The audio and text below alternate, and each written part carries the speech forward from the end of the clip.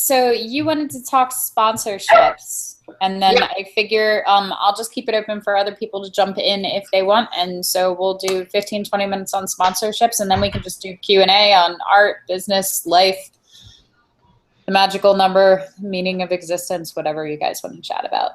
Okay. My famous casserole recipe. That doesn't exist. Okay, so Monica, tell me what's going on.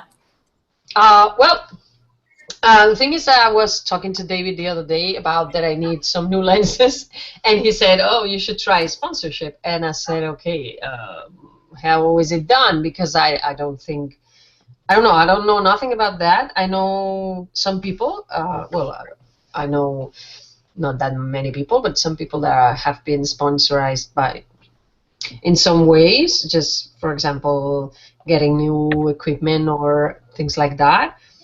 But I don't know if I can just just ask for it, or if I have some right to it. And the question was that just knowing something more about what are companies looking for if you ask them to sponsor you, and what should you have in mind, and what would be the best way to approach them. Okay. So are either of you guys sponsored either? No? Okay. All right. So I'm sponsored by a couple of companies. And the first thing that I want you guys to pay attention to is the fact that a sponsorship is a relationship. And like any relationship that you are in, both parties look at it and say the same exact thing. What's in it for me? You know, we like to think that we're selfless and altruistic, and sometimes we are, but we never do so from a purely altruistic space. So even when we're doing things that we think are selfless or generous, we're doing it because we enjoy the feeling of being selfless and generous. And there's all kinds of psychological studies. With sponsors, however, it's business relationships. So there's no reason for them to sponsor you and put money or equipment that costs money in your hands unless what they are getting is a bigger return on investment. So is being your sponsor going to make them more money than just having you buy the product from them? If you can't answer a yes to that, then you don't have a leg to stand on to go forward. So obviously the answer we want is yes. And the way to get to that yes is to ask ourselves how what we're doing benefits them and makes them more money than if we had just spent $4,000 or $5,000 on lenses. Does that make sense? Mm-hmm. Yep. Okay. So if I wanted a specific sponsor, like a lighting company, and I am actually, Sigma sponsored me, and I have to tell you, there's no Christmas I've had that has equaled opening up a box with thousands of dollars worth of new lenses from Sigma. I was so excited, and I was like, ooh, toys. And I'm pretty sure that my husband and my idea of toys that would get me excited are on completely different levels, because he was not aware that they were lenses in the box. I got all kinds of new toys sent, and they're all shiny and they're new. And this 70 to 200 is so big. And he's like, what are you talking about? And I was like, lenses, baby, lenses. So, but the reason that it was worth it for them, and they contacted me, I did not reach out to them. But the reason that they were willing to do that was that if you look on my social media, all of my professional images, I always tag everybody that's involved. And I do that because I teach. I didn't actually do it with sponsorships in mind at the beginning. I did it because I was starting to teach, and I knew that people wanting to learn are always asking those questions. What camera did you use? What lens do you use? What's your favorite lens? What's the lighting setup? So I started doing shots, and every time I would post them, I would say, you know, this is my beautiful portrait of Monica, and it was hair and makeup was done by Sarah Jane, and it was shot by Jessica Lark, and it was retouched by Jessica Lark, and it's tagged to my fan page. And, you know, it was shot on the Canon 5D2, and the Canon is tagged, and with the Sigma 70 to 200 lens. And It was edited using Adobe Photoshop and on one software on the Wacom 24-inch HD touchscreen. You know, so what was I doing essentially? Was I teaching? Yes. And then I would talk about the lighting, and I would say it was a single softbox at 45 degrees to the left, set up here with the window light behind, kind of thing. And so I thought that I was teaching, but what was I also doing? I was advertising for every single one of those companies. So anybody that picks up a new camera and looks at my work and goes, oh my God, someday I want to be able to shoot like her, you know, hopefully someday they come across my first session and the post called The Worst Boudoir Photographer Ever with the pictures from my first session, and see that it's not nearly as exciting as they think it is. And then it's letting me know that I have a meeting with you, Monica. I'm like, oh no, I'm missing a meeting, but it's not, you're here. It's all good. So, you know, but when they come and they find work that they love, the next thing that they do, because they're new, is go, what do I need to be able to do what she's doing? And the first logical step in how am I able to build a house? Well, those guys are using hammers and nails, and they have all this wood. So I probably need hammers and nails and some wood.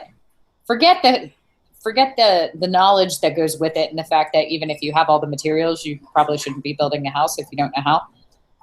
But that's the logical first step. You know, when you think about how do I do anything, how do I make this recipe? You need all the ingredients. Whether or not you're good at baking, I'm not.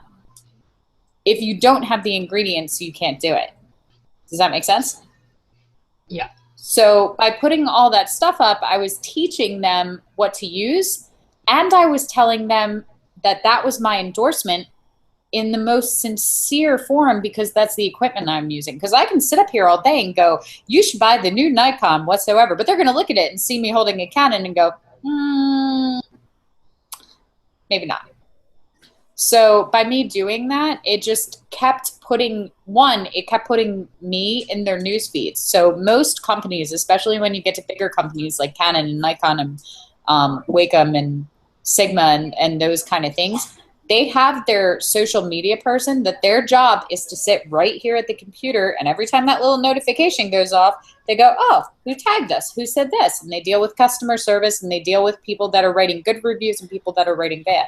So when they see that every day for 6 months, that it's me tagging them, and then they go and they look at all of their analytics and their website and their site stats, and they see that they're coming from my posts, and they're going, oh, now they see those sales that are converting because of that. And on this day, 35 more people saw the post on their social media page that they were offering a sale on their lens. And they go and look and go, why was that happening? And they see that it was a day that I was posting. They go, oh, she's got a pretty good following.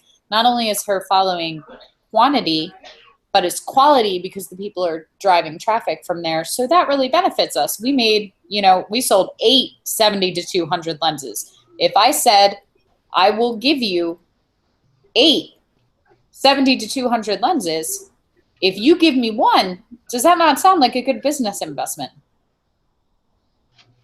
And that's the bottom line, is the dollar. If I go, well, listen, if you give me a $500 lens, I'm going to sell 10 of them and make you $5,000. They're going to go, oh, okay. So that's how sponsorships work.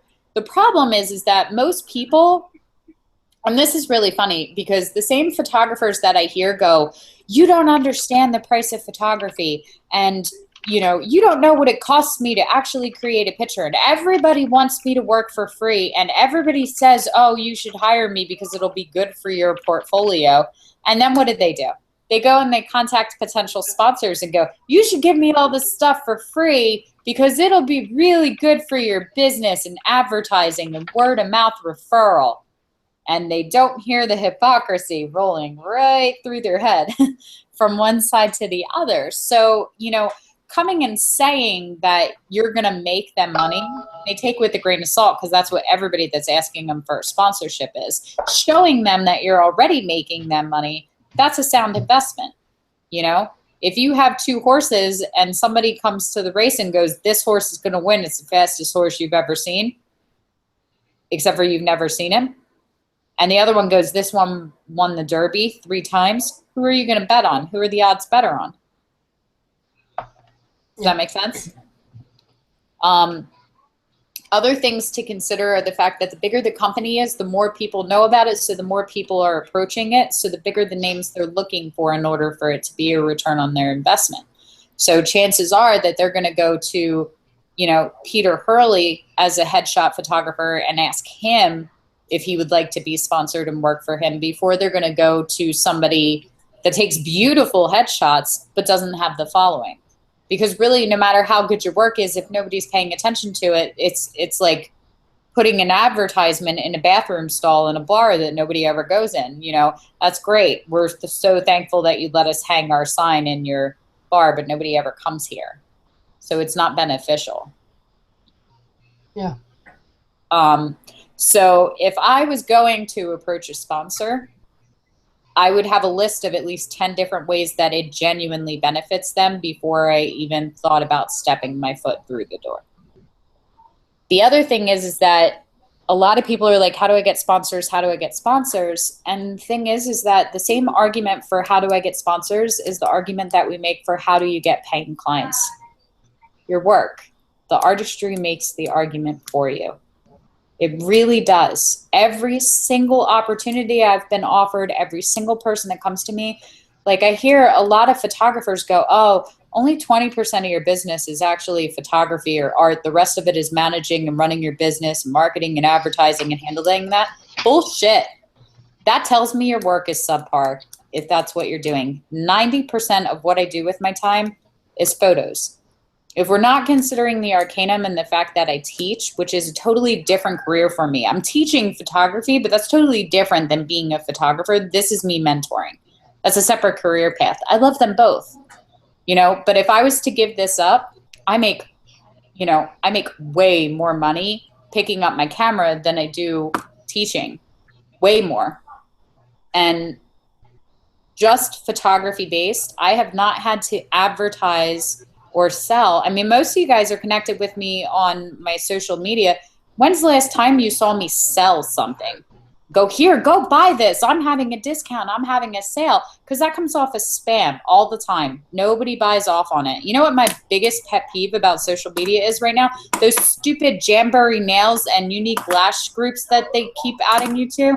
It's only, you guys probably don't get this. I don't think you guys get too many mascara groups added, but that's like the biggest thing. It's like the Scentsy candles and the Tupperware parties. Like it's the new version of it.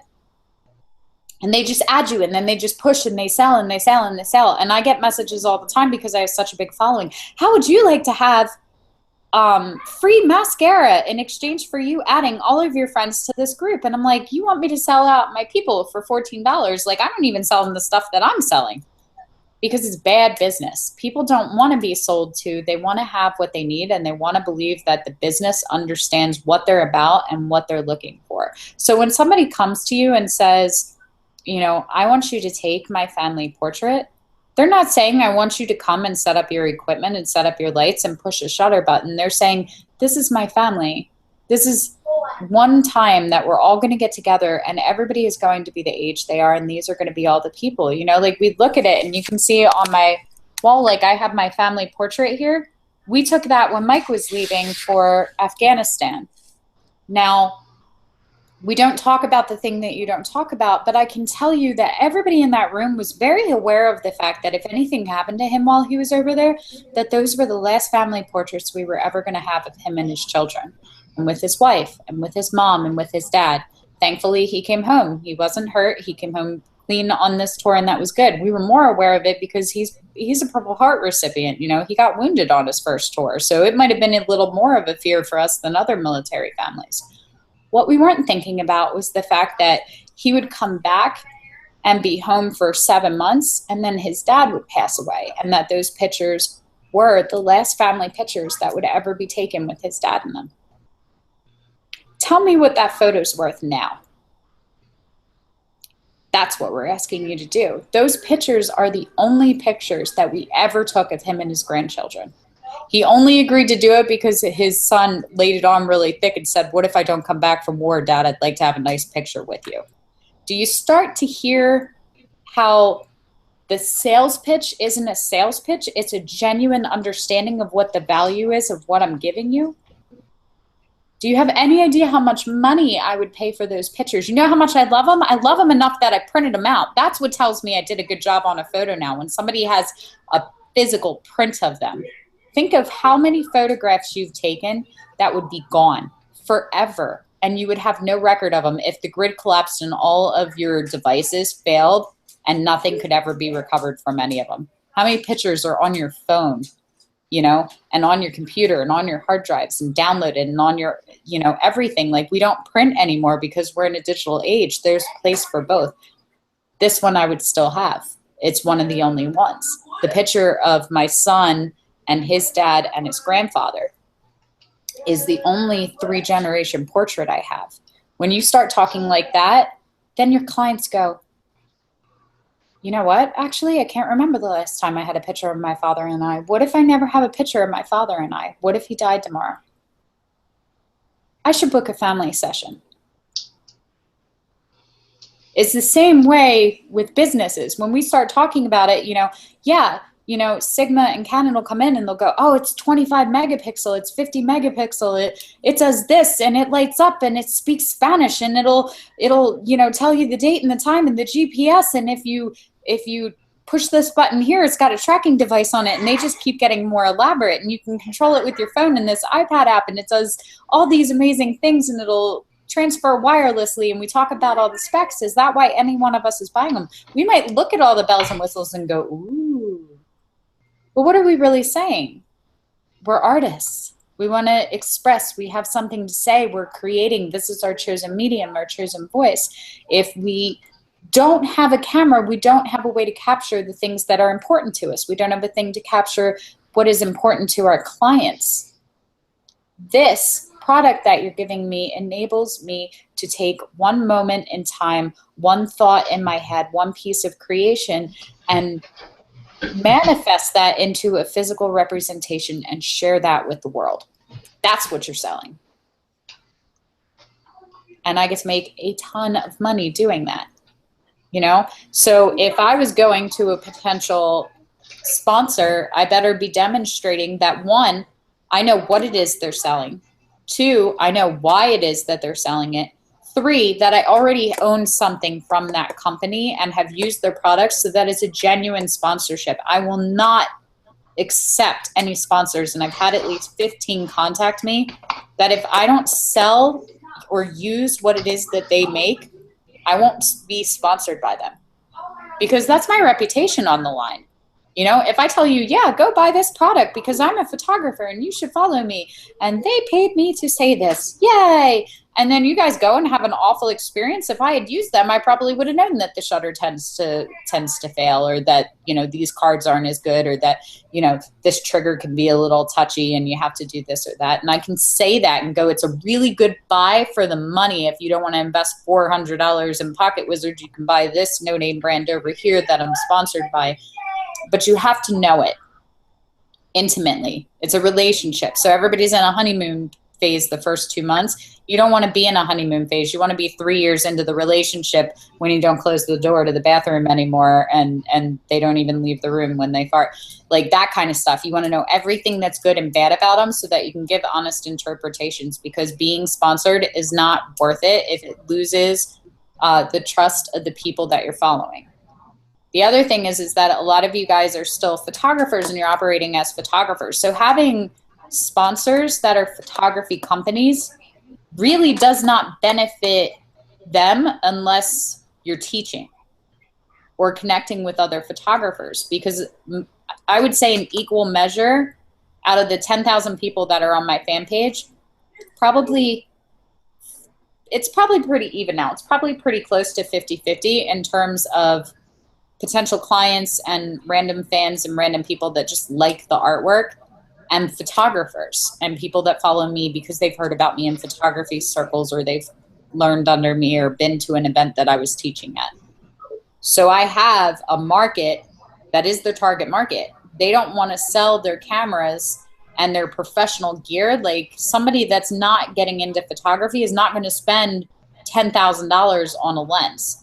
They're going to buy a Canon Rebel, and that's a huge investment for them, you know, but they're not going to go out and buy the Canon D1 and drop $4,000 or $5,000 and then drop another $5,000 to $10,000 to $20,000 on lenses. And then, so it doesn't benefit them to sponsor you, even if you have 80,000 people following you, if none of them are photographers. Does that make sense? Mm-hmm. One of the other things that I think is really, really overlooked is that people don't look far enough outside the box. If I was looking for sponsors right now to pick me up and I was going to do solely my photography and not teach anymore, I would be looking at lingerie companies because I do all boudoir. I would be looking at designer bed linens and interior design companies and unique high-end candle shops and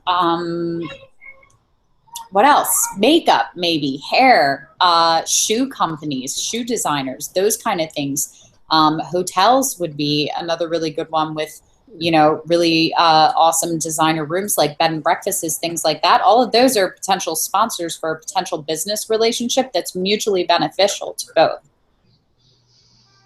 And most people just think about sponsorships in terms of photography equipment. So there's a ton of different companies you can work with that aren't necessarily in your industry, but could still serve a lot of mutually beneficial purposes. If you're looking for them to sponsor you in terms of equipment and product and things like that, most of the time you can work out really good business relationships where it's like, yes, I will send you my entire spring line of lingerie. And of course, I would love to send you back sample photos of what they look like in them so that you can use them for your catalog. Like, I'm all about the bartering system. That's fine. You want to send me $4,000 of lingerie? I'm more than happy to send you a photo of each one of them in it to have that offered. Does that make sense? Yeah. Are you guys with me? So Monica, if you're looking specifically with lenses, there's a couple of different things that you can do. One, whatever company you want to be sponsored by, you obviously have glass by them already, yes? Sorry? You already have glass by them. You already have lenses by the company you want to be sponsored with? Yeah. So I would be going through all of your social media and updating it, and I would be tagging them in the photos and just don't just tag them in the photo, put a thing in the description. Go and click edit and say shot on the 85 millimeter Sigma, 1.8 or stuff like that, and let that fill up their feed so that they can see that you're advertising for them and working for them without them paying. Because the thing is that if you're willing to do that and work for them when there's nothing in it for you right now, imagine what they're going to be able to do with you when they are sponsoring you. And, and then it becomes a thing of, hey, we just got these new art lenses. Would you test drive them and write an article about them? Or, that's another good way. A lot of the connections that I make are from teaching at workshops and expos and things like that. Or because I write for F-Stop Lounge, like they were just saying that they wanted someone to, review this new camera, or review this new product or that. So what did they do when they want you to review it? They send you one, So that's another good way too. And then I would be looking at what it is that you want in terms of lenses. I need a tele lens. Okay. Problem is, I've not been a lot into it because I don't have the money, so I just don't look at lenses. I don't want to know they're out there because I get mad. But a friend lent me the Sigma 70-200, and it's amazing. And I know it's going to happen if I try several, because there are at least two that I want. One is this one, the 70-200. Either it's Nikon or Sigma, I don't care. And the other one that Did you hear that? Yeah. It's Nikon or Sigma, I don't care. Well, on a publicly recorded hangout that any representative from Nikon or Sigma can come in and go, she doesn't care, she's just using us for our body. Well, what I mean is I don't have the option to try both, so I don't know. The fact is that I like to try things myself. Okay. And I don't have the option, or I don't have. I didn't have until now, because I can rent them for sure. I can just go and rent them and try them. Well, So, then my first recommendation to you would be to rent the 70 to 200 with Nikon and with Sigma, and to do a blog post or social media post with photos of both of them and show them your findings. Is there a quality difference? Is there a quality difference that would justify the price difference for you? You know, did you see any difference at all? You know, is one lighter? Is one heavier? Is one more cumbersome? It's, you know, what are your findings between the two? Did you find them equal in every single way? You know, I would buy the Sigma for price. I would buy the Nikon for quality, because it's, you know, this or that. And you can see from these images, then you're giving an informed opinion, not a sales pitch. And this will be good for you too, because you should leave that looking at it and having a much better opinion than Nikon or Sigma. I don't care. That's not a good way to build sponsorship relationships, I'm telling you. The reason that I don't have a lighting sponsor, which might not be true anymore, but the reason it took me so long to get a lighting sponsor is because I used to say all the time that I didn't care about having a softbox or having these modifiers or having those, because I could do it with the $10 construction light from Home Depot. Do you think any lighting company went, that's the one we want, let's get that girl? No. But I couldn't sell lights then, because I really didn't care. And I really could do it with whatever light was around. I took wedding photos in a dark hallway with an iPhone flashlight app, you know?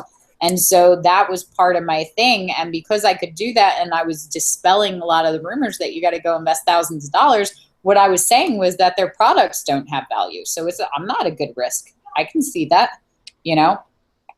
Now I can look at it and go, look at what I can do with a flashlight app on a cell phone, and with my husband's $10 construction lights, and with these D battery powered flashlights. And now imagine what I can do now that I have all of these different modifiers and things around. So, you know, it's all about believing what it is that you're working in. But this is why you don't have a sponsor. Which is true. Like, it is true. You are right. You know, problem is I'm not a technical obsessed person. And that is something that always happens to me when I'm using lenses. I didn't have the option to use that many, but I'm not paying attention on every little detail, if they're better at 2.8 or at 5.6, because the little details, I can see them if I pay attention, but that's not my thing. I don't do this kind of photography. I mean, I have pictures, they're out of focus and full of grain, and I love them.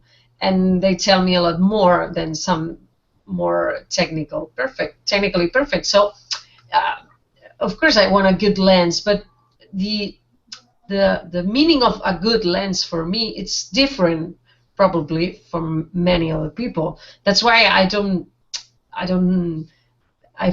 feel like I need to have this one that has this rate of points in this sense, or in this I don't know if I'm just explaining myself right, but okay.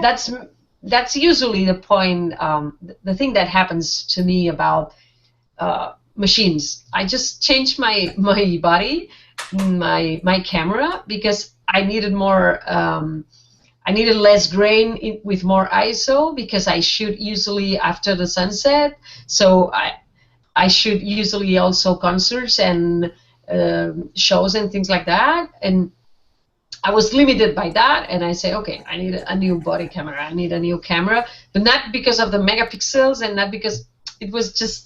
And that's one of the things that happens with me, that somebody says it's better than Sigma, it's better than Nikon. I don't know which one is better, because there are many parameters to decide which one is better. So to me, for example, I rarely use more than, I don't know, most of lenses work better in the center of the F.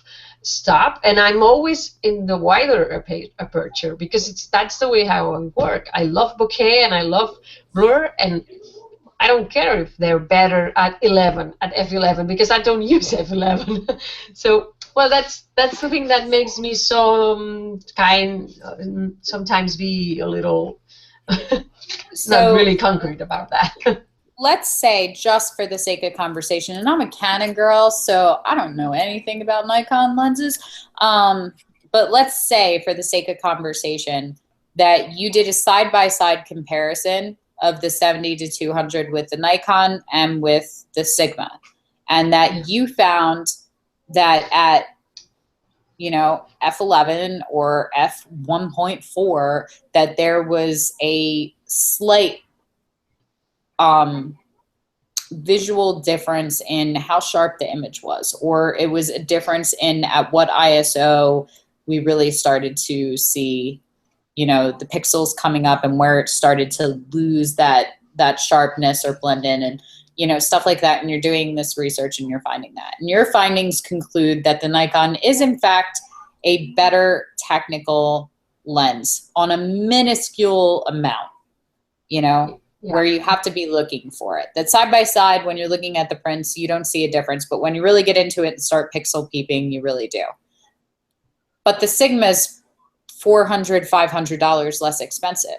Now, from the standpoint of somebody purchasing this lens, do you go with the Sigma because you don't care about that and it's worth it to you to save that $500, or do you go with the Nikon because whether you care about it or not, you know that you're getting a better quality photograph?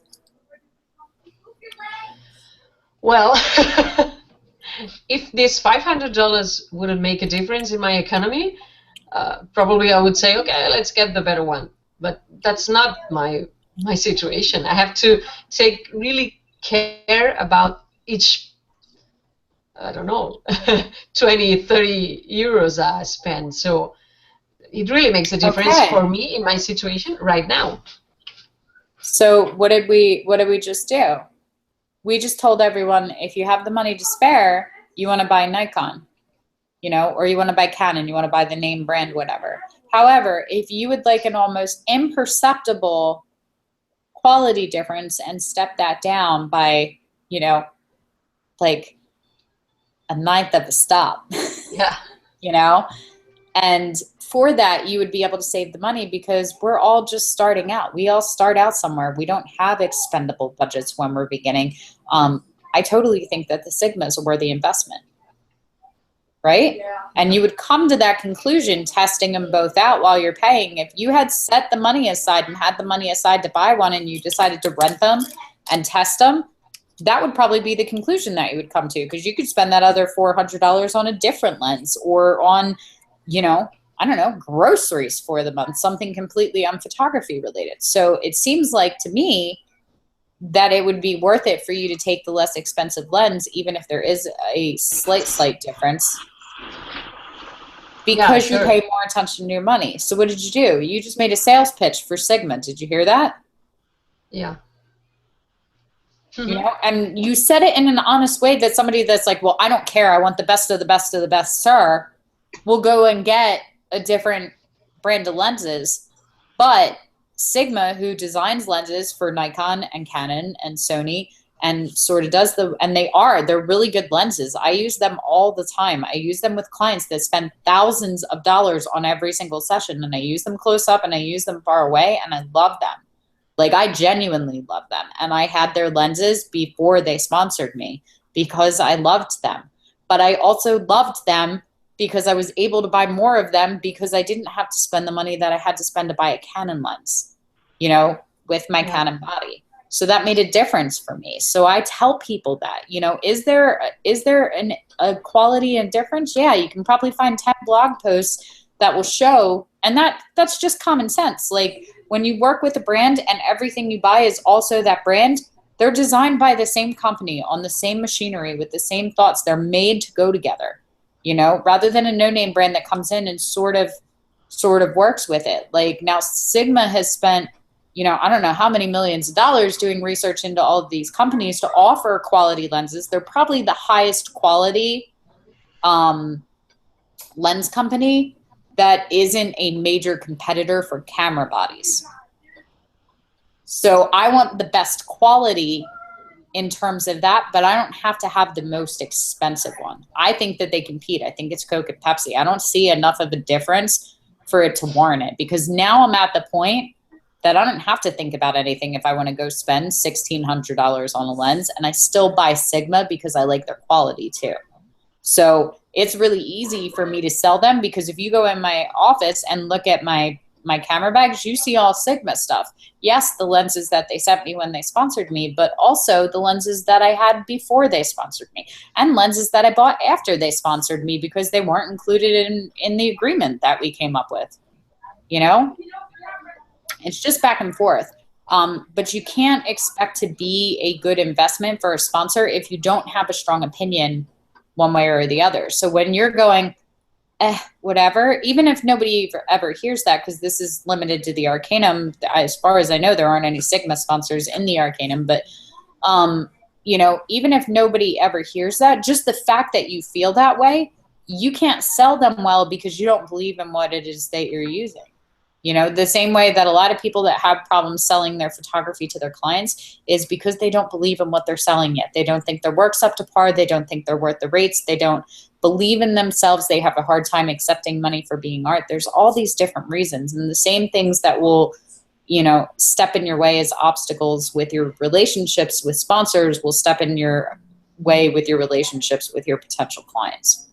So before you decide that you want to sponsor, you better decide which one fits the mold, and make a commitment to them before you ask them to make a commitment to you. Mm-hmm. So, but if I was trying to attract sponsors, I would definitely be tagging them in my photos, which means I would be using their equipment. Honestly, here's the funny thing is that people are so afraid of rejection. Like, just reach out and drop them a line and go, look, I'm a photographer. I'm out of here. I teach. I'm a master in the Arcanum, because you're going to be now. And, you know, I'm teaching and I'm talking about, you know, different brands and things. And, you know, my master, Jessica Lark, recommended me to you. And I would be very interested in discussing a possible partnership and how that could benefit you, you know. They might love the idea of having a rep that's where you are, you know, like maybe they don't have a really strong foothold in and around your area, and you get to become their ambassador over there.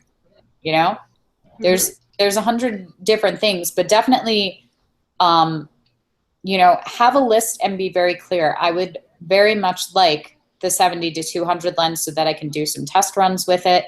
In exchange, I would be very interested in writing up a blog post on how I like the 70 to 200 and what that's about. And, you know, being able to see whether or not I would add that to my list of necessary lenses for this kind of photography that I do, and where it comes into benefit and why people want to buy this lens and invest that kind of money.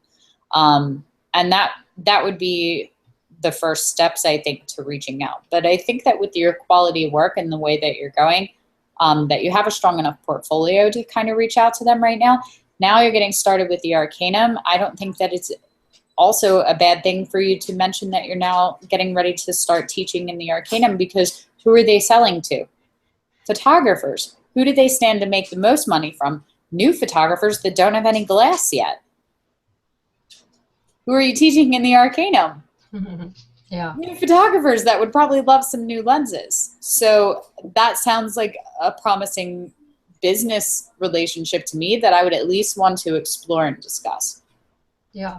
Yeah? Yeah, the thing is, well, the fact is that I wanted to talk with you about that because I wanted to know more about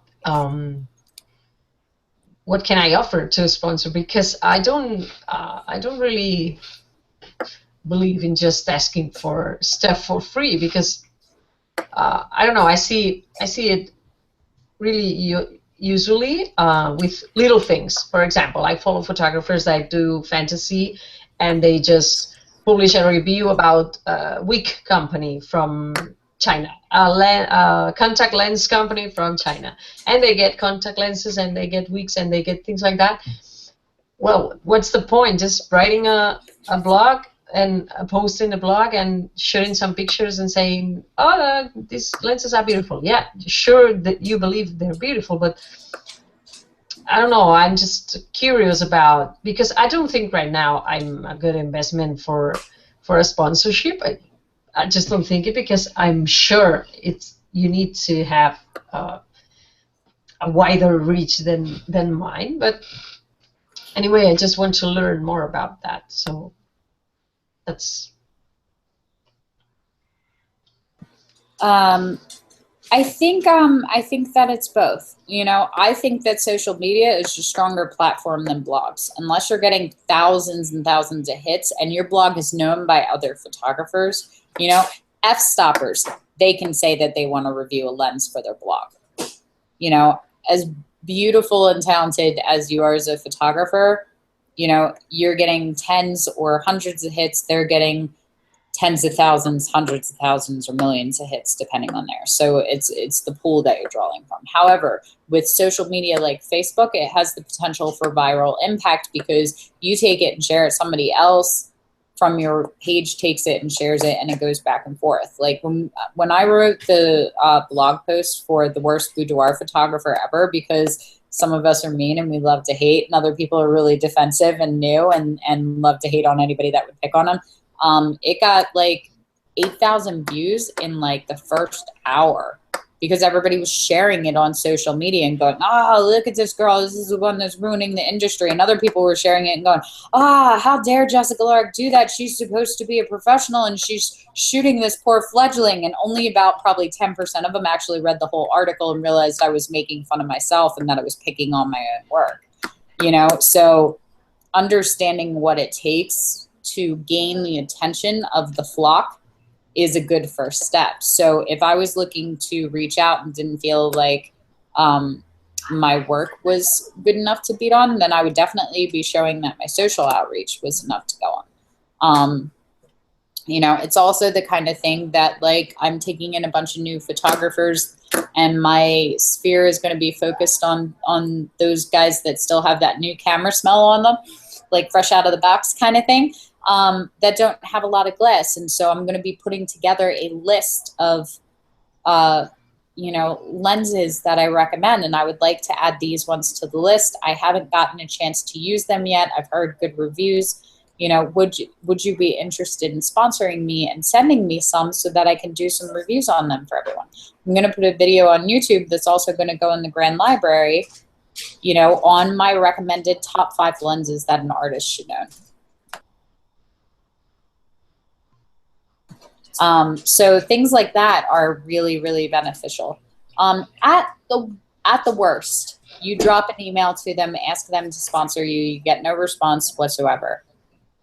Then you go and you continue to tag them in every single photo that you post of your work, every single one. It took me about 8 months of doing that before Wacom actually liked a photo, let alone started having a conversation with me about it. Like, it takes time to build these, you know. You got to be willing, if they're the girl you want to dance with at the ball, you got to be willing to pursue them and continue pursuing them, you know. And sometimes they play hard to get because, you know, they're really popular and a lot of people would love to get into bed with them.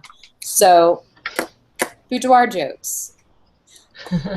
So those are the kind of things that, you know, that really start to build that relationship and that they start to see consistent value. And the funny thing was that when I started doing that, no one else was doing that. Now I see others that are leaders in the industry that were sponsored before I was doing that now. And my guess is that either they saw that I was essentially outselling them and out marketing for them, or the companies realized the value in it and went, if we're sponsoring you, you better be doing what she's doing.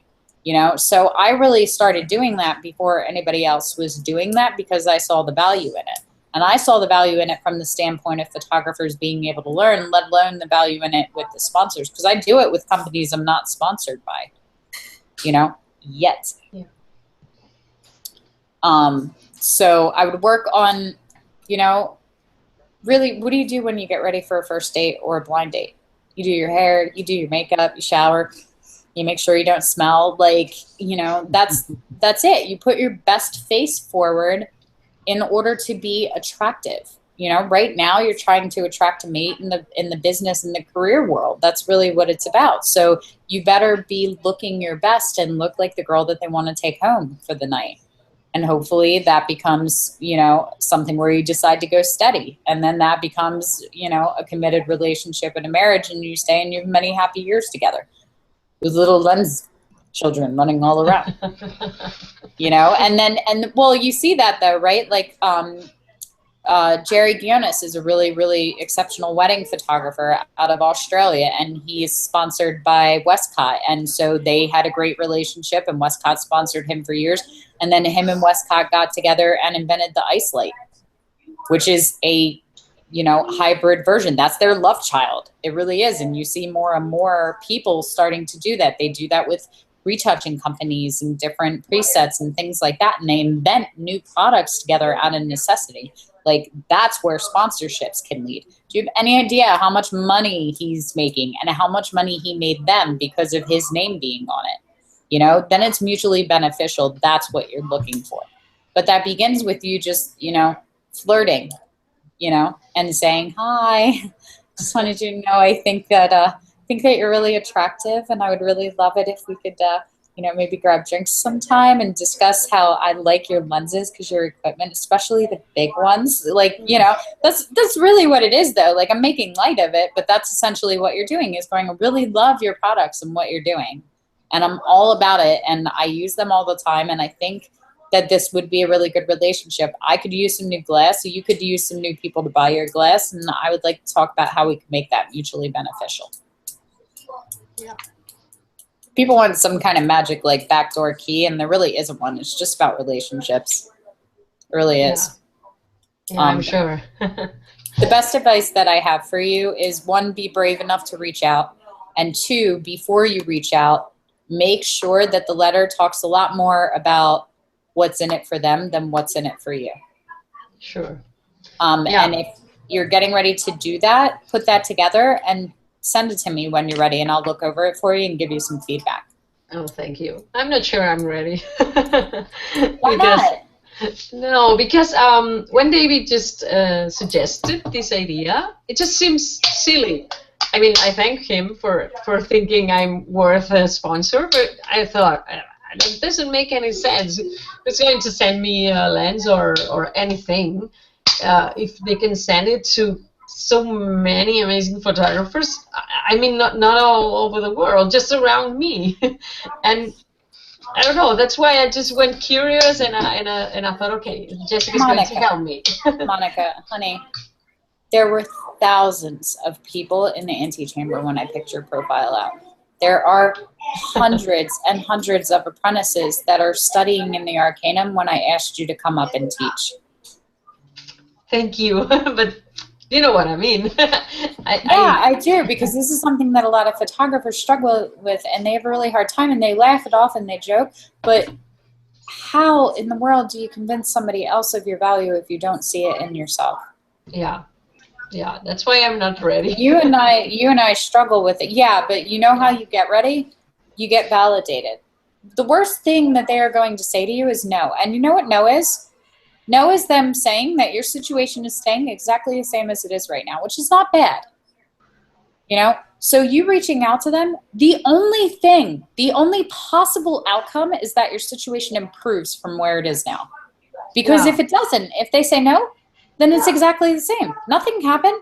The world didn't vanish. You weren't beaten into a bloody pulp. Your ego didn't fall out of your brain and onto the floor, and you had to cuddle it and love it back to life. Like, you know, if they don't respond, or they say, sorry, not now, or we're all maxed out for our sponsors, then what happened was they said your life is going to stay exactly the same. However, if you have the courage to reach out and say hello, and then they go, oh, we love this girl's work. We see in her exactly what Jay Lark saw in her. And she's connected to her. And then they reach out to me and they go, hey, we see that you are connected to Monica on social media. What do you think? And I go, oh my God, this girl is fabulous. Please send her some lenses. And they go, listen, we would love to send you some lenses. Jay Lark said, you're really good with equipment, so we'd love you to have ours in your hands. Absolutely. And they send it over, you know, then all of a sudden you have these shiny lenses on your doorstep, and the situation has improved just because you had the courage to ask, what is that costing you? Yeah, I know. I understand. So I'm telling you right now that I'm putting the letter into Peter, and if you don't write a letter to them, I'm going to tell him to not make you a master. We teach courage in the Arcanum. Okay. So you think on that and get back to me. Monica, I've seen your work, and it's certainly good enough. It's very creative, and it's you know, it's not the camera that it's about, really. It's about you. It's about your creativity. And Yeah. that camera looks both directions. Thank So you. it really is about you. But you got to do it. Thank you. You know, it might just put you, they might say no, but put you on their radar.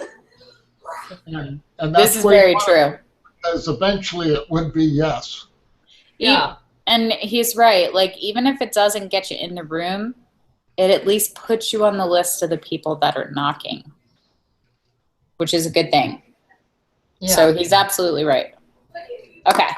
I don't really have anything else of value to add on the terms of sponsorship unless somebody has a specific question that I can ask. Yeah, I have one question. Do you hashtag like lenses and stuff like that, or do you just put them in the body copies? I actually usually tag the company because the hashtags, a lot of people don't actually understand the purpose of hashtags and how they work. So hashtags are good for the companies finding you, but they'll also find you if you tag them directly. So when I go on, I tag their fan pages. If I'm on Google, then I'm plussing the professional page for them. If I'm on Facebook, then I'm adding them so that people that see it can just click on that thing and get taken right to their page rather than clicking on the hashtag, which takes them to Google or takes them to the Facebook search for all other hashtags with it and doesn't get them there. I'm all about the most direct route, and I think that's the most potential for the sponsors. So my recommendation is that you can always do both, but I definitely recommend actually tagging their account on your social media. And then if you want to put a string of hashtags and put lenses, Sigma, 70 to 200 kind of thing and hashtag all them, I'm fine with that too. I don't do that because I think it looks spammy. Link's better then. Okay. Yeah. Makes sense. So, but that's personal preference. It just depends on how you work. Like I could see hashtagging might be better on Twitter maybe, but again, same thing. Like for me personally, I think what would I do if I was the person on the other side of this? And I like the idea of just being able to take my mouse, click on their name, and go to their fan page, see what they're about, go to their website, that kind of thing. Rather than getting hashtags, which when you click on just brings up the string of everybody else that's hashtagged that subject. So it seems like an unnecessary extra step. Okay, makes sense to me. How about the rest of you? Hi, Hugo. You've been named. You've now been volunteered as tribute. He's not even paying attention. Okay, Jessica, one question. Do you think it would be a good option to try a sponsorship with, you mentioned different point of view, like lingerie companies for your work, so I could find some options for my work too. But yeah, do you think it would be a good idea to test myself in that kind of things? Because maybe it's easier for them and for me because it's not that expensive and it's not that an investment. Probably they're not companies that are so big, or I don't know. Maybe I could try test my muscles. I think smaller companies are more likely to find it mutually beneficial because every single company uses photo and video to advertise what they sell. That will sell them more. A person that had a Facebook fan page that they wrote their sales and wrote their stuff and all it was text would not do very well, especially in this day and age where we're so instant gratification and we're on a scrolling feed all the time. So photos sell that. So it's very easy for you to find any other company that you think would be beneficial to creating your shots, like a gown designer or makeup artist or, salon or, whatever it is, and reach out to them and go, look, you know, I would love to provide you some images if you'd be interested in lending me all of your couture wigs or all of your, you know, new season's gowns or whatever else, and I'll give you some beautiful images and you can get prints to hang in the store or whatever, you know, yeah, that's beneficial for them. There's the value. Yeah. So for me, now I'm to the point where they look at it, and I usually have a higher following than they do on social media, which makes a difference to them. It's just a mental thing. When they have 283 people on their fan page and I have 10,000, they go, whoa. It's just a number thing. It's just the way people think. It doesn't, and none of them ever consider for a second the idea that if I take pictures of beautiful, scantily clad nude women, that most of the people of those 10,000 are probably middle-aged men who are very lonely and at home, and that they probably aren't going to buy their thigh highs anytime soon. You know, like they don't go that far. They just go, ooh, 10,000 people I can market to. You know, same thing, like on a more, you know, appropriate scale, like they don't look at it and go, oh, well, probably a lot of our followers are photographers because she teaches and they're probably not going to buy the work either. You know, like they don't, most people don't think the way that I do. Like I always think about that stuff. So that's something to consider as well. But, you know, yeah, the smaller they are, the more beneficial it is because you're bigger. And people always want to work with someone to step up because they see that person being able to pull them up to that level. Does that make sense? Yeah. So yeah, I would absolutely utilize that and think outside the box with that. You could probably sit down and come up with 50 potential sponsors around you. 50. I made David do 100. Ask him how much he hated me that level. Yeah. 100. Yeah, I know. But the fact is, I don't need 50. No, I mean, yeah. Well, no, you don't need 50, but chances are if you come up with 50 and reach out, you might get 5 or 10 of them. Yeah, sure. You know? That's sure. Yeah, that's for sure. Well, I think I'm going to try with some little things, for example, dresses or things like that, because I mean. Sounds good. Yeah. That's good. Let me know. This will be really interesting for you to include in your community too, and see your findings. Like I think this is really beneficial for apprentices when they see you doing the ground level grassroots, so that they can learn from that too. Yeah. Okay. So you know, Monica, years ago, I had a commercial studio, and we're talking 16, 17 years ago. I charge $1,800 a day, and just think of one shoot. I shot a company that made dance clothing, you know, leotards and stuff like that. And granted, we shot a lot of products, but at the end of 2 days of shooting, their bill was almost $6,000. So that clothing wasn't anywhere near worth that money. So, you know, it's a value to them, big value to them, actually. Okay. I'm going to do a shameless plug because I know that the Arcanum is looking for instructors for illustrators and drawers, and how freaking talented is my cousin. Come here. Oh, cool. This is Brenna. She's 13 and she's been drawing like this since she was 10. Oh, right.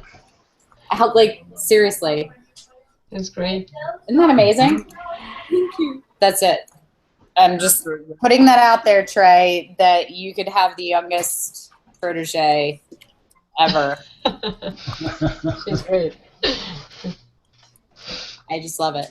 I'm a big believer in that, though, too. Like, you know, with the internet and with the way that our world has opened, and especially in artistic realms, there's no barriers to entry. I think that people feel like the doors are locked when more often they're closed and people are just too afraid to go up and knock. Yeah. Sure. So, all right. Other questions? Marketing, business, photography, art, path of the protege, mastery. Can I ask a question? No, you're not allowed. Anybody else can though. Go ahead, Al. Well, I had asked this the other day, and the only person that got back, there's only one person that got back to me, but I wanted to have a more broad understanding. When it comes to your website and galleries on your website and that kind of thing, there's arguments about how many images to have in your gallery, and there's how many galleries to have and that kind of thing. So I wanted to hear your thoughts on that. I think that having 5 incredible images is more important than having 20 images where 5 of them are incredible and 5 of them are really good and 10 of them are good enough, because it dilutes the potency. It really does. So I think that we feel the need to populate because we go, oh, we don't have enough good work. We have to find enough to fill the page, otherwise it'll look not the same. But it is about quality first. Quantity is good, but quality is more important. So some things for me, big pet peeves. One, you do not post the same photo with multiple finishes unless you are a retoucher. Like, you don't post a color image and then post it in black and white and then post it in HDR. I hate that. It is your job as the artist to offer a completed vision. And essentially what you're saying is, I have problems making decisions. And your clients are paying you and trusting you to do that and create that. They can't choose from the photos and then choose from the finishes of the photos. You'll kill your sales that way. So I never do that. The other thing is that now that I have a good portfolio, when I first started, I would include a couple of, when I first started, I made all the mistakes. So when I first started, I would include all of the images from the album. That was a mistake. All the images from every shoot. That was a mistake. Just because I wanted to show that I had so much work. And also because I was dumb enough to think that it was good work. And most of it wasn't. Most of it was god awful. Now that I've shot for 4 or 5 years and have 4 or 5 years worth of clients, I don't include more than maybe 2 images per client session, even if I love them all. If I really, really love it and just nailed it that day and was on point, maybe 3 or 4 tops. That's it. Showing 10, 20, 30 images tells me that you're not working often enough to have new work and new clientele. So if I see the same girl popping up over and over, I go, well, I know they're not working. You know, and chances are that you're not getting paid by that girl over and over again either. You're shooting her time for print. So I have a pretty good understanding of where your business is there. Your clients are smart enough to figure that out as well. So that's a statement. You know, if I was shooting for portfolio, just beginning to build my portfolio and only had 1 or 2 girls to work with, I would be working very hard to make her look different with different makeup looks, different hairstyles. I'd be shooting her from the back and doing a couple of anonymous shots and things where she could be anybody, to be able to build that up. But I would not have, like, a lot of times I'll see shots and they'll be portraits and it'll be like 1, 2, 3, 4, and they have all of them in there, and it's like it looks like a flip book. Don't do that. Look, I totally just messed up my hair too. And that's how I feel, because I sit there like this when I watch them do that and go, what are you doing? And then, you know, it's just not good. So quality over quantity. The other thing that you want to pay attention to is that there's a consistency to your work. So some of my very favorite images that I've ever taken are not actually on my website because they don't fit. Like, one of my favorite photos is from the ad campaign that I did for Raw Salvage Jeans, and it's the hot blonde with pinup hair and the old 1930s car and the soldier against it, who happens to be my very good looking husband. And, you know, and she's got the flag, and it's just everything America, like soldier, the old car, the flag, the hot blonde, and the jeans. Like, I just love that shot, but it doesn't look like anything else in my portfolio at all. And it stuck out like a sore thumb because it was retouched differently than most of my other work. And it was just a different quality of stuff. So it didn't make my portfolio on my initial one. So you have to ask yourself, what does the image say? But also, what does the collection say as a whole? When you're looking in terms of style, and this is something that I'm looking for you guys too, by the time you guys leave level 20, or if you're joining me for Sphere 2, definitely by level 30, I should be able to take all of your images, throw them into a pile, and pick out which ones are yours without much hesitation, even if you're all shooting the same thing. So if I do a cohort where it's nothing but boudoir photographers, and we had an assignment where we were all shooting the same exact model, I should still know which pictures are yours as opposed to somebody else's. If you're not seeing that in your work, then your work is not translating a clear message, and that's the idea. So if you look and have 40 images and 10 of them really have your definitive style and nailed it because you're still working that out, then those 10 images make your website. And maybe some of the others go into sub-galleries or things, but they're not on the main page because your main page says, this is who I am as an artist. And when you have pictures of puppies and children and weddings and boudoir and cars, what you're saying is, I have artistic ADD.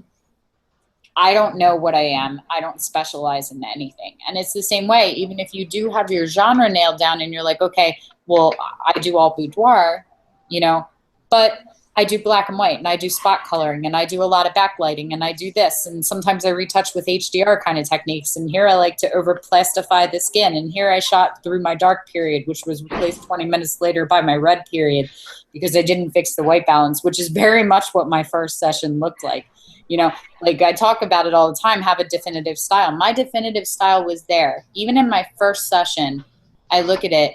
And if you can get over the fact that your first inclination is to say my definitive style was to suck, you can still see bits and pieces of the romanticism and the warm colors and who I was going to be as an artist coming out through that. Does that make sense? Yes, it does. Yeah.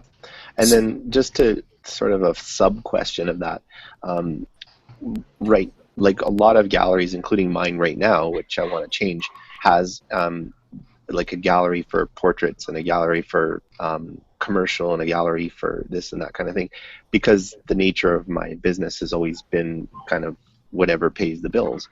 But as we move forward, you want to focus and you want to pick sort of one genre like boudoir or whatever. How do you somehow still allow for the other stuff without, you know, just having, you know, a mishmash of all these different galleries and all these different things? Like one suggestion was to have multiple websites, but then who wants to maintain multiple websites? I'm not a big fan of the multiple websites. I mean, I'm fine with that if you do that. A lot of people that are in boudoir do that because they're afraid that, especially if their boudoir mixes towards like risque and erotica or fine art nude, that it'll deter their clients, especially if they're shooting things like families or babies or brides or things like that, that it'll lose clients. To be fair, I've lost, when I was shooting weddings, I lost plenty of wedding clients because they did not want their grandmother going online and seeing the picture of a girl in a G-string right next to their wedding album. I understand that. I was not willing to compromise and set that aside because that's who I am as an artist. On the other hand, I have people that have seen my boudoir work and go, if she can make that girl look that good in her underwear, imagine how gorgeous I'm going to look with my hair and makeup done up in a $10,000 gown. So it's both. It balances. And this is a analogy that I've used a couple of times. But if you have a general practitioner and a heart surgeon, you will trust your heart surgeon to tell you that you have a cold and prescribe you flu medication. You will not trust your family doctor to perform open heart surgery on you. When it matters, you want a specialist. And the thing is that even though if you go on my website, I have nothing but boudoir and the reliquarian because that's a personal project. That's it. I don't have weddings. I don't have children. I don't have pets. I still get calls to do engagement photos and to get pet photography. And when are you going to do kids? And you know, will you come? I even had somebody call me to do real estate photography. There is nothing real estate anywhere in or around anything of mine. The closest I get to real estate is photographing my cat on my kitchen floor, you know?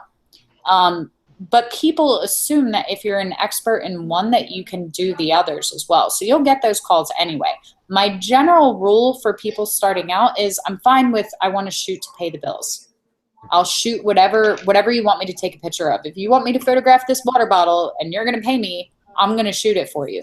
But you show the work that you want to get hired for. Okay. And my guess is, just from spending a couple of weeks with you because you're new, that you really love the boudoir and the intimate and the art nude. Yeah. So if you had to choose, that would be where you'd want to focus. Correct. Okay. So this thought process of I shoot what pays the bills is only because you're not making enough income from boudoir yet to compensate for all of that. Yeah. Okay. So I'm going to go out on a limb and I'm going to tell you from experience that the first year I shot everything and I advertised everything.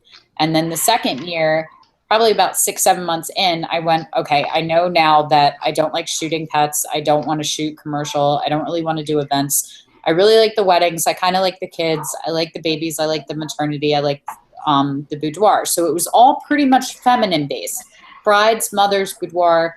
And I started to see a pattern, but it was definitely people-based. So I knew I was a portrait photographer. So I cut out everything else and just did portraits. Then I knew that I was too close, because my problem is that I see women very sexually. I'm a complete lesbian behind the lens. So I couldn't shoot senior citizens, and I couldn't shoot senior portraits, because they were still in that in-between phase where their parents did not want to see them represented in anything that made them seem sexual. But I was so used to shooting figures, and they had enough of the figure, that I was crossing lines visually that I was having a really hard time, even though they were fully clothed, and I was shooting them outdoors. Just the way that I instinctively posed them and light them was drawing attention to their figure. And I only did it a couple of times, and I did it with friends. But I had the moms and dads come back and go, no, I don't think so. There's something, and it's not like I didn't visually cross any lines, but there's something about the way that I shoot that I realized very early, that even if it's a portrait, like right here, there's nothing sexual, but it's something about the way that I turn them and the looks that I get from them that just exudes that. And so they were seeing that. And it may be that they were seeing that because they knew that a lot of my work gravitated towards that. And it may be that them seeing this face, you know, or something that they were doing, or even if they were innocent and doe-eyed, that was coming off more sexually because the 3 Klein albums around them were in lingerie. You know, so right there were a lot of people that were looking and going, do I really want to take my daughter for senior portraits? Because next year she's old enough for her to photograph in her panties. I think we're going to pick a different photographer. Yeah. You know, so that's where I can start to see the overlap happening, where you would have to separate those. Yeah. I'm at the point now where my day job pays the bills. So my photography, I have the ability and the luxury to focus on what I really want to do. And if somebody doesn't want me because I don't photograph I'm not that in their area, if they're not happy with what I photograph, then it doesn't really bother me now.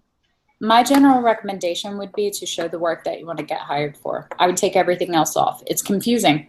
Okay. Do you shoot pine trees, or do you shoot women? You know, sometimes they overlap. Now, if I had a landscape portfolio that was killer, and then I had a portrait photography portfolio that was killer, and then I had a blend in the middle where it was these gorgeous naked women in these amazing landscapes, then do you see how the connecting pieces come in?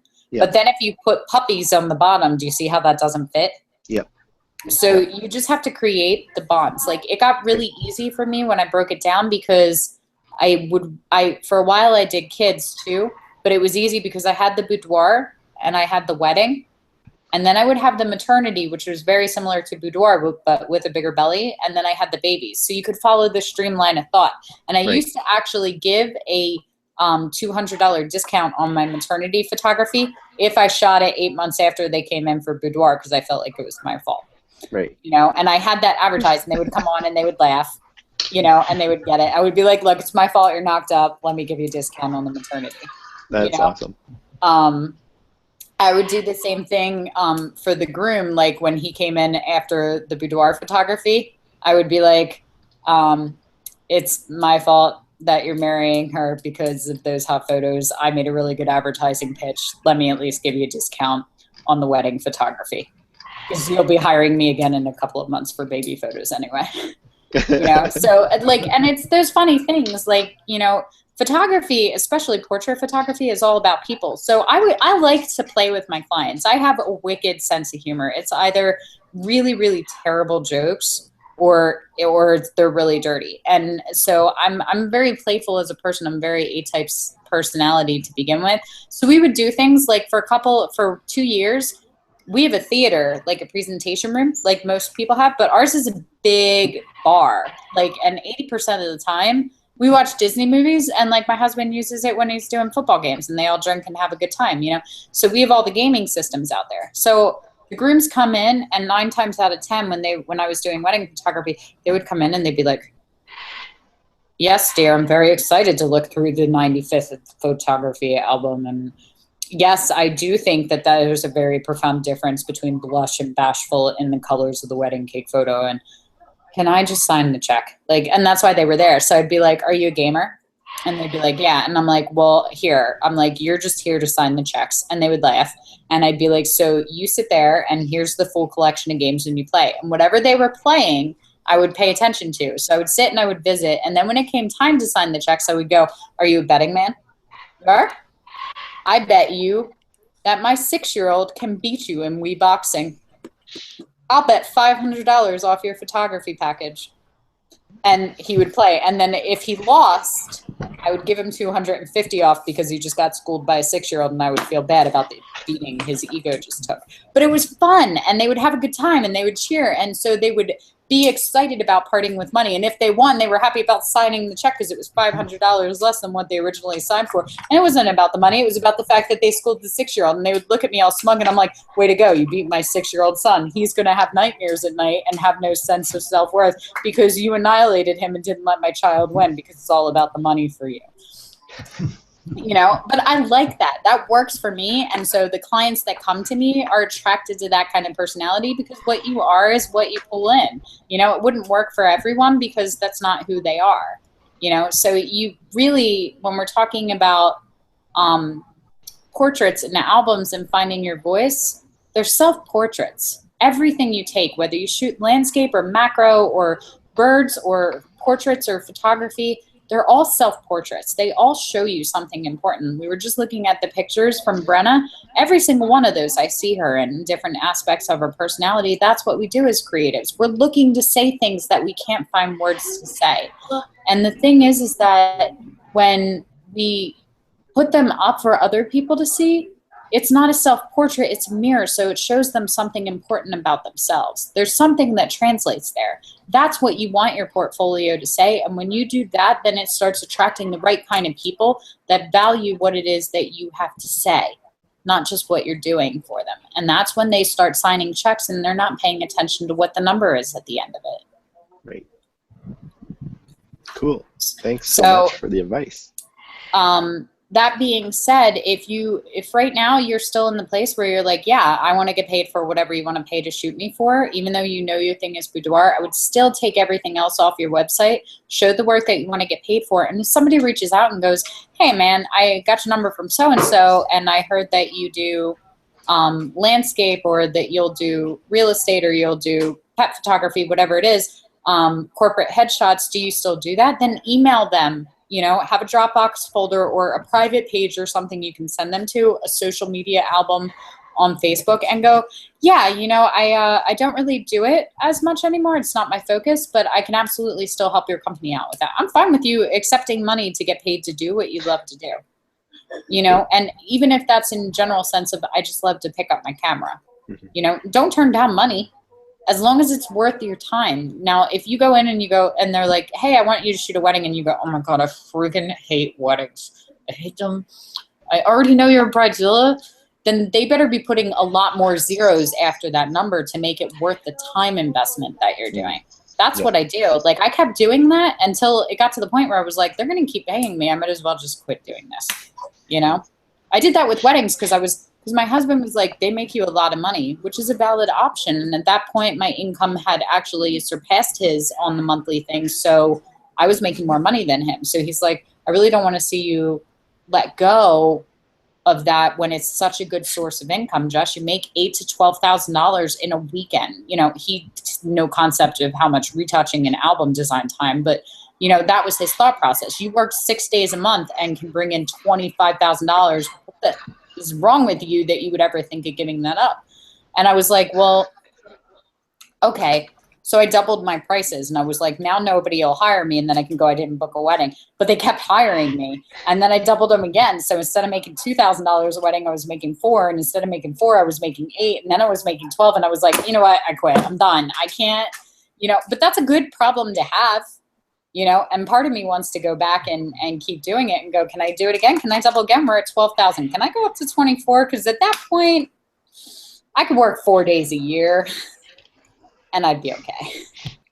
You know, so that's where you want to go with the things that aren't necessarily your passion. I'm fine with you going, well, I charge, you know, $100 for a portrait, but $500 for landscape and $1,000 for commercial, because they're in order of how much I love them and what my time is worth. Right. Other questions? Hi, Benoit. Hey, hello. Hi. How are you? Fine, what about you? I'm good. Sorry, I'm a bit late, but I was busy. That's okay. That's okay. We're just kind of powwowing right now. It's Q&A time. Okay, well, I'm here to listen. Okay. What else? That's it. We're done. Everybody knows that. They're like, we don't want to ask you anything because it's a half an hour per answer. Oh, I'm sorry. The fact is, I'm sorry, but I will go if you want to continue, guys. It's okay, but I'm exhausted today, and tomorrow I have a concert to shoot at night, so I'd better have some rest. Okay, thanks, Monica. But anyway, if you're going to end it, I stay until the end. But if not, I will leave. Okay.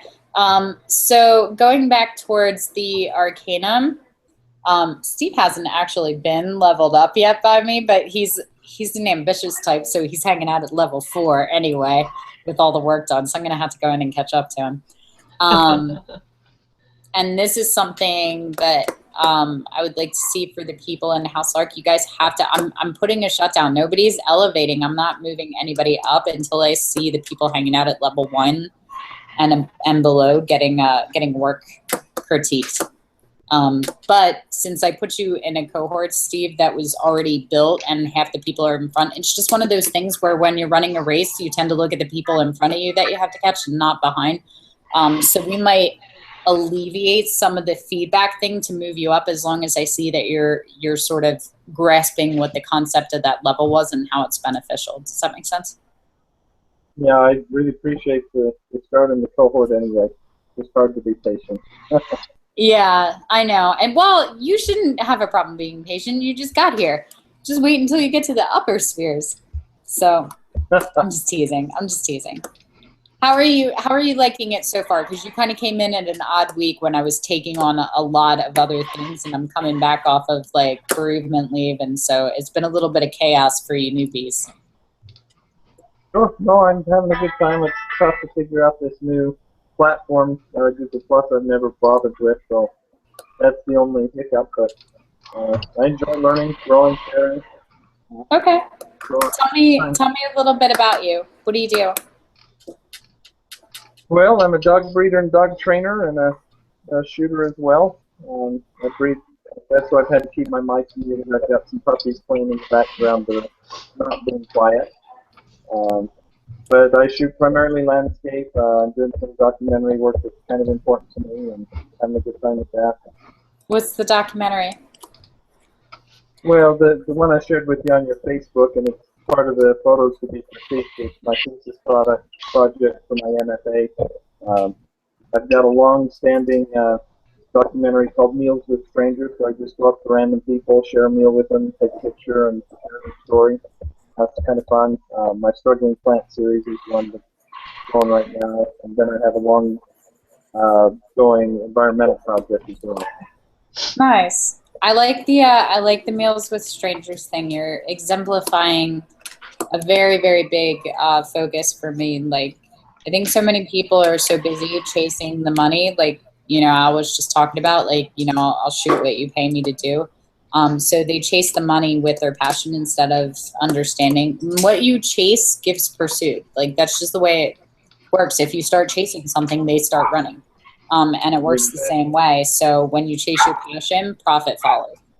And I'm a big believer that once you have that profit following and you don't have to keep looking around and going, do I have enough money to survive? And you get to that point, then you really get to get into it. Because I think the whole reason that people have their passions is so that can sort of bleed them into what their purpose is for their time here. And that's always greater than just something for self. And I'll have to collaborate with you on a future project that's been on my mind for a long time. I'm a white middle class guy in Utah, so world is different out here. But I've traveled the whole world, and so race and ethnicity and things like that are still on my radar, even though they're not in my community. And I've wanted to do a psychology of maternity, all different body shapes of women, different races, backgrounds, whatever, and post them all as a big typology, maybe as many as 50, all shot, left silhouette or something, just with a statement of we all start at the same place.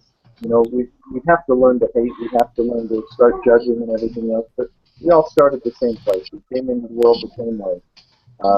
But getting models for something like that in Utah is kind of impossible. Okay.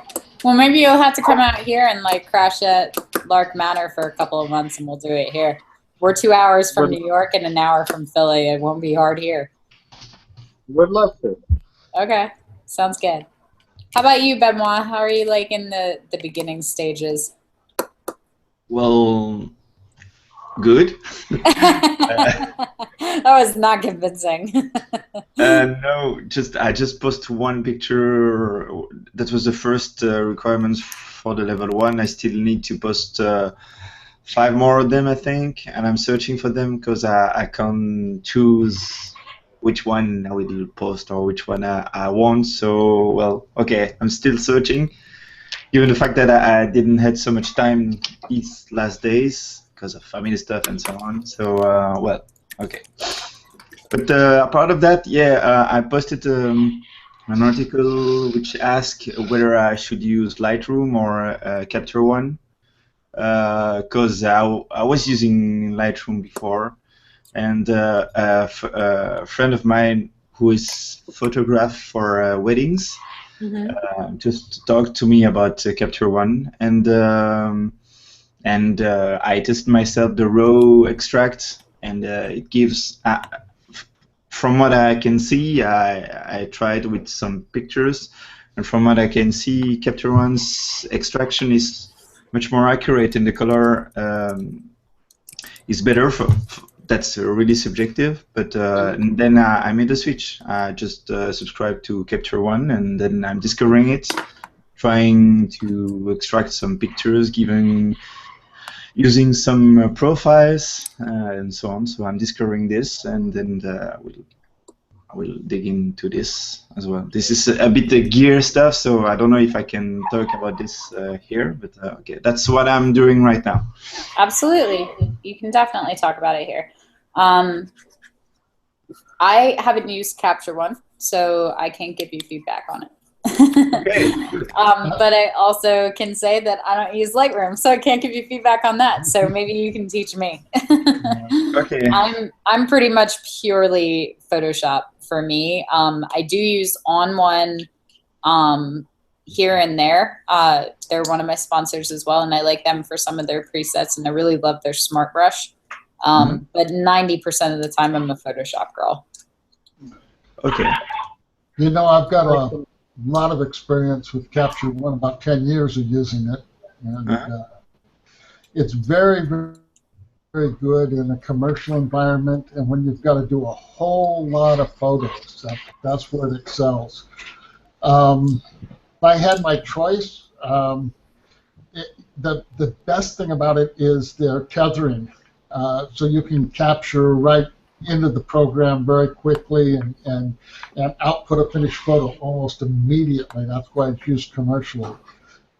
For weddings, I think I would gravitate towards Lightroom because there's a lot more information. It's a lot easier to use in a way in the long run, and the way it's set up for the storing your files and stuff, you can keep them in a pretty good order. You can store them by each wedding itself, for that matter, and makes it easy to archive them and offline instead of like you almost have to be online with Capture One. I know we had about I'm trying to think, 1.2 terabytes of files in Capture One, but it had to be sit there in Capture One. It was really hard to take it out, and then you had to re-import it back in to do anything with it and stuff. And so I think Lightroom for weddings might work out a lot better for you. Hopefully that helps. Thank you. Steve said that Capture is best for tethering too, that's really the strength of the program. Now that you mention it, I'm pretty sure that we've done a couple of shoots here that I've had Charles King in with me because he does a lot of my video, and he likes to tether. It makes me crazy. I feel like a dog on a leash. But I'm pretty sure I've used it a couple of times with him on his software because he keeps trying to convert me, but I will not relent. Okay. I've never tried to work in a studio. I have no experience in this, so, well, it doesn't apply to me, but maybe one day. Never knows. All right. Other questions, comments, concerns, conversations? Okay.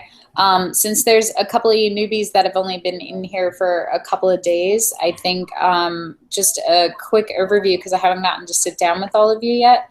The Hall of Records is probably the most important post in your communities. That's where all the essential information is. That's where you'll find all of the descriptions for what's necessary for the levels. Do not go by the Arcanum guide. The Arcanum is a general guide for what you can expect, but every master's cohort is different.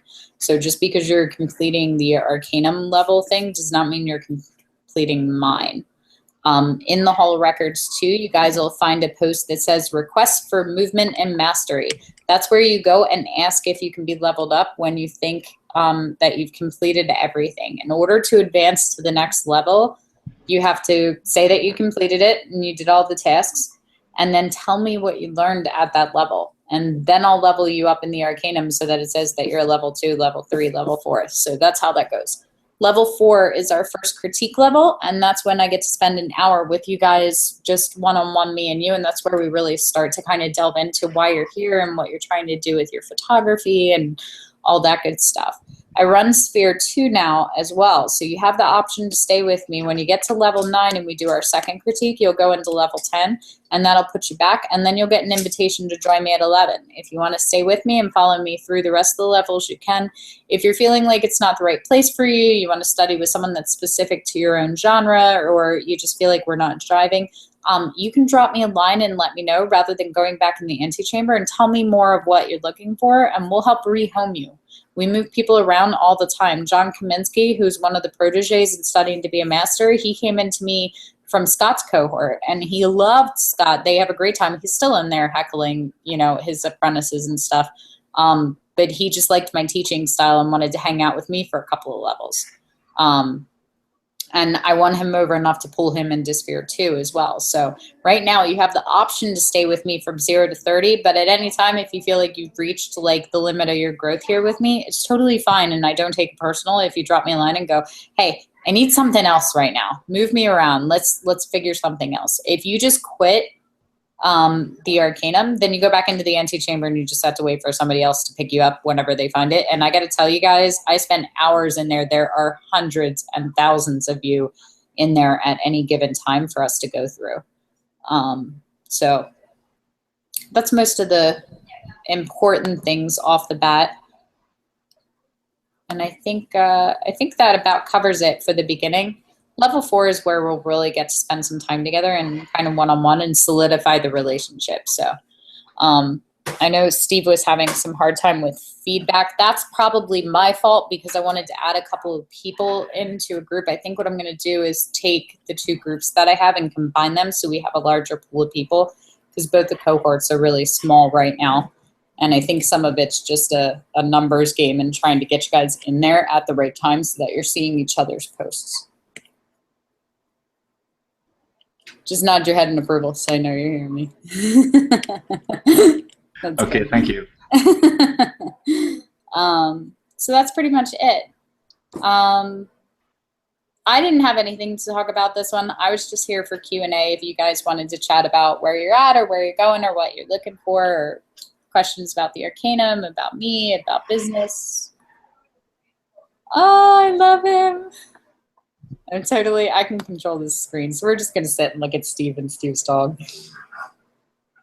I guess I should add, too, that my biggest portfolio is in commercial pet work, shooting for vet hospitals, pet resorts, etc.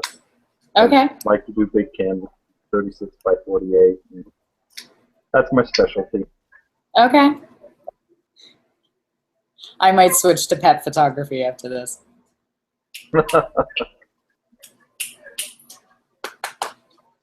Come here. Come say hi. Meet a friend. Come here. Come here. Wrong side. No, come over at this side. Don't jump. She always wants to jump on the side that has all the wires. Go around. Come over on this side. Like she's like, let me go to where all your hard drives are. See how much stuff I can pull down. Can you come say hi? Come here. Come on up. This one's fine. Who's that? Hi. She's a hugger. She's the only dog I've ever had that like hugs you. Like she comes up and like leans up against you. How many do you have? Are you really ready for the answer? 25. Wow. You never feel alone.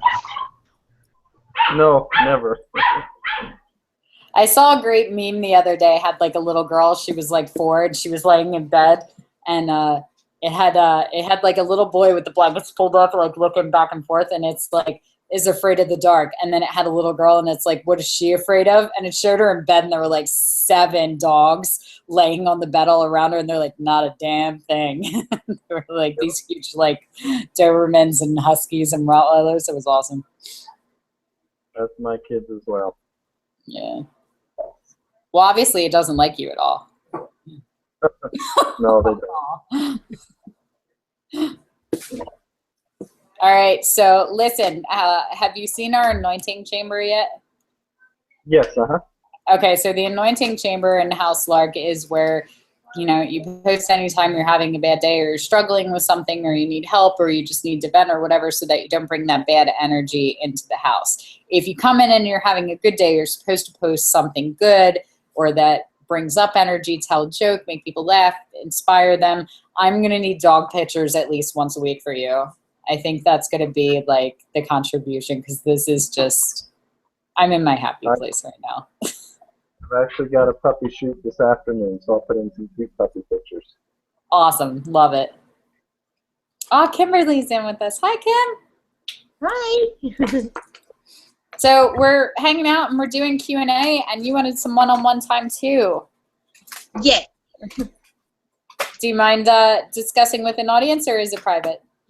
No, I don't mind. I just thought it might be boring for other people. If they are, they'll drop out. Fair enough. All right. Did you want me to go now, or are you finishing off a discussion, or? No, really, we were done, and we were just paying attention to Steve's dog. He stole the show. So, oh, very good. How cute. All right, I wrote down a list of things that I had to remember, so let me just get them up. Okay. On the screen. Hi, Bruce. Okay. So I've been looking at, for a bit of fun, starting my own online magazine. Okay. I don't know whether it's a good idea or not. I'm sort of,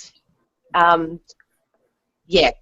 So I just wanted to sort of figure out if you thought it was a waste of time, or what I want to do is, I love fantasy photography, and so I wanted to sort of have images that were submitted that were sort of fairy tale like, and then have writers submit little fairy tales or short poems to go with the images, and then have them in the magazine together. Okay. So yeah, I've been looking at all the other online magazines and that, and deciding whether to do it or not. Okay, well, here's the thing, is that the answer to whether something's a good idea is always given after you answer the question of why. Why do you want to do it? Yep. I love to write and I love to take photos. I'd like to combine the two together, although this would be using other people's writing and photos as well. It wouldn't be just mine. Which isn't a problem. I'm sure nobody would buy a magazine full of my work. the moment. So That's a terrible thing to say. well, I don't have enough images. Let me pause you there, because here's the thing: is that everybody in this chat, if somebody else said, you know, what do you think? Can I do that? Even if you were thinking it, nobody would go, well, nobody'd buy a magazine full of your photos. And if you did, I would kick you out of my house, because that's a terrible thing to say. But I just want you to pay attention to that, because, you know, you hear you. You know?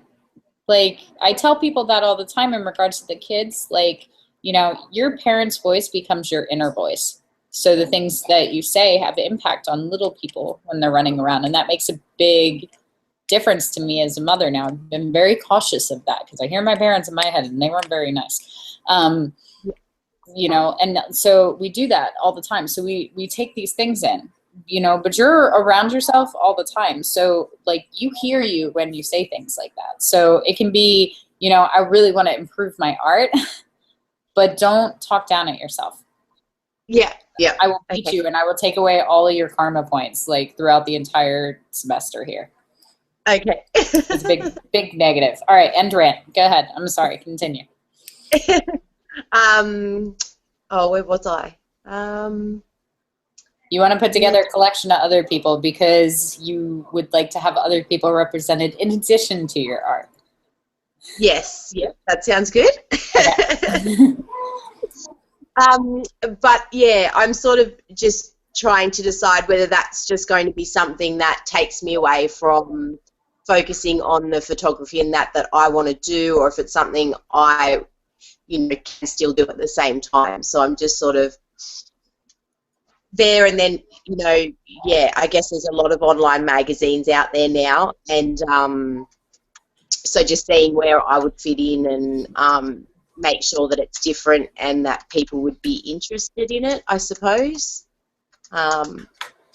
If you're interested in it, somebody else is interested in it. Yeah. You know, like, you do just have to find your tribe. And the thing is that with the internet, it's never been easier to find your tribe, because you can find members of your tribe that were accidentally born on different continents. Yeah. So I'm a big believer in that, as long as the message is clear. Yeah. You know, so what's your favorite online mag that's similar to where you're thinking of going? Let's have a look. There's a couple that I like. There's Wim Online magazine. A couple of these are they're also, I like Dark Beauty magazine. Okay. There's a couple of others, but I can't just Spray magazine, but a lot of them don't have, you know, like they've got, yeah, I guess I haven't seen any with fairy tales or poems in it to be able to compare what mine would be in regards to that. I've done a bit of searching, but I haven't found anything. Have you looked up Fairy magazine yet? No. Okay, it's spelled all ridiculous so that I won't be able to spell it for you. It's like Faeirie, something like that. Faerie, Fairy magazine, like that. But that's a collection that's very similar to, and I love that magazine, by the way.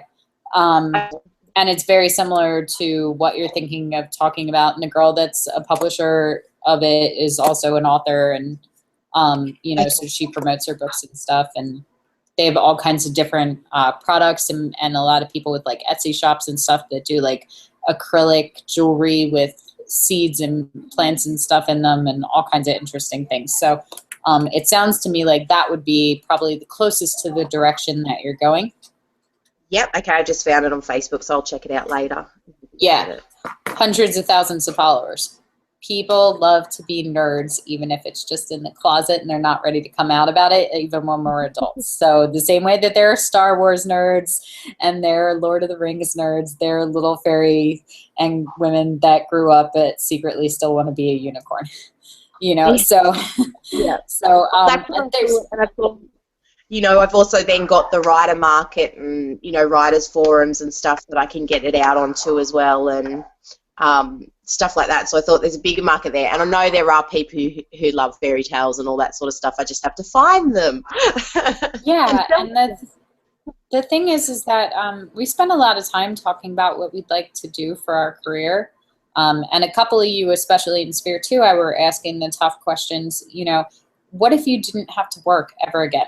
What if I was just going to send you $10,000 every month and you never had to worry about money and everything was free? What would you do with your time then?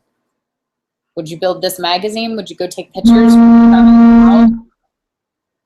Yeah, I do all of that. I love having something creative to put my mind to, and at the moment that is it. Like photos, of course. I've always liked taking photos. Photos I would do.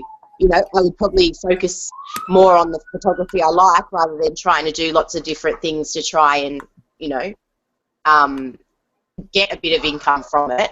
But yeah, photos for sure, and yeah, the magazine I would do too. Okay. What if you had to choose one? Oh, photos. Okay. Taking photos. Yeah. So I'm a big believer that you don't have to choose one, but you do have to choose which one first. Yeah. Yeah. Okay. All right. So, well, coming to that then, how do I choose which style of photography I want to do? Like I like fashion photography, but I also like creepy landscape photography, like not your normal beach, nice pretty beach shots, but you know, like your creepy, mystical, different, can be highly photoshopped, but you know, and I'm just trying to figure out how do I pick sort of. Do you get paid for any of your work right now? I get paid for family shoots and stuff like that, family photography. I haven't. Okay, but never for your creepy landscapes and not for a lot of your fashion stuff. Yeah, but I haven't really done very much of it, and I haven't advertised anything. I haven't been chasing any work. Okay. Yes. Okay. Well, no, that's a good thing because money's a really strong motivator. So people sometimes get confused about what they make money at as opposed to what they really love. So are neither of these reaching out to you? If you could only take one, would you have a hard time choosing which one? No, if I could, probably, oh God, yeah, okay, no, it is. It's hard. Have you considered combining the two? What if you did amazing fashion shoots in creepy landscapes? I think that would be awesome. Yeah, I do think that, and I do like that, but I also then worry, well, I mean, I guess when you're good at it, people come to you and want their, you know, fashion done in creepy landscapes. But yeah, I just thought you'd have to sort of also do what represents the clothes and what the, you know, designer wanted as well. And so, yeah, I have thought about combining the two, but I thought. Well, here's the thing is that if you're working, you know, if you're a company and you're working with an advertising firm, chances are that you're going to do your research and see what other companies that they're marketing and see what their campaigns have been and been like, yeah, we like that. Because if you go and you look at all the stuff and you're like, that's not us, I haven't seen anything I like, then you're not going to hire them, right? Yeah. So with fashion too, it's very open-ended to the extent that they can come in and look at you and see what you're doing and go, I want my gorgeous $4,000 couture gown in the middle of this dark, creepy woods in winter at night so that you can see all the sparkles because of the moonlight. Never for once thinking for a second that the moonlight doesn't actually create sparkles that you'll pick up and that you're going to have to artificially light it. But that's not for them to worry about. That's for you. All they want is that all of the 8,000 sequins and Swarovski crystals and everything else are just, you know, lit by the moonlight and the glow by the lake at night. And you happen to have such a lake glow pond thing and can do their whole Swan Princess theme that they want for their main image. So that's what they do. Like they come in and they're like, we have this concept and, you know, we want this like we have this red gown, and you saw the pictures, right? So yeah, like that. And like, we were thinking of having her in a redwood tree, 80 feet in the air. And, so can you do that?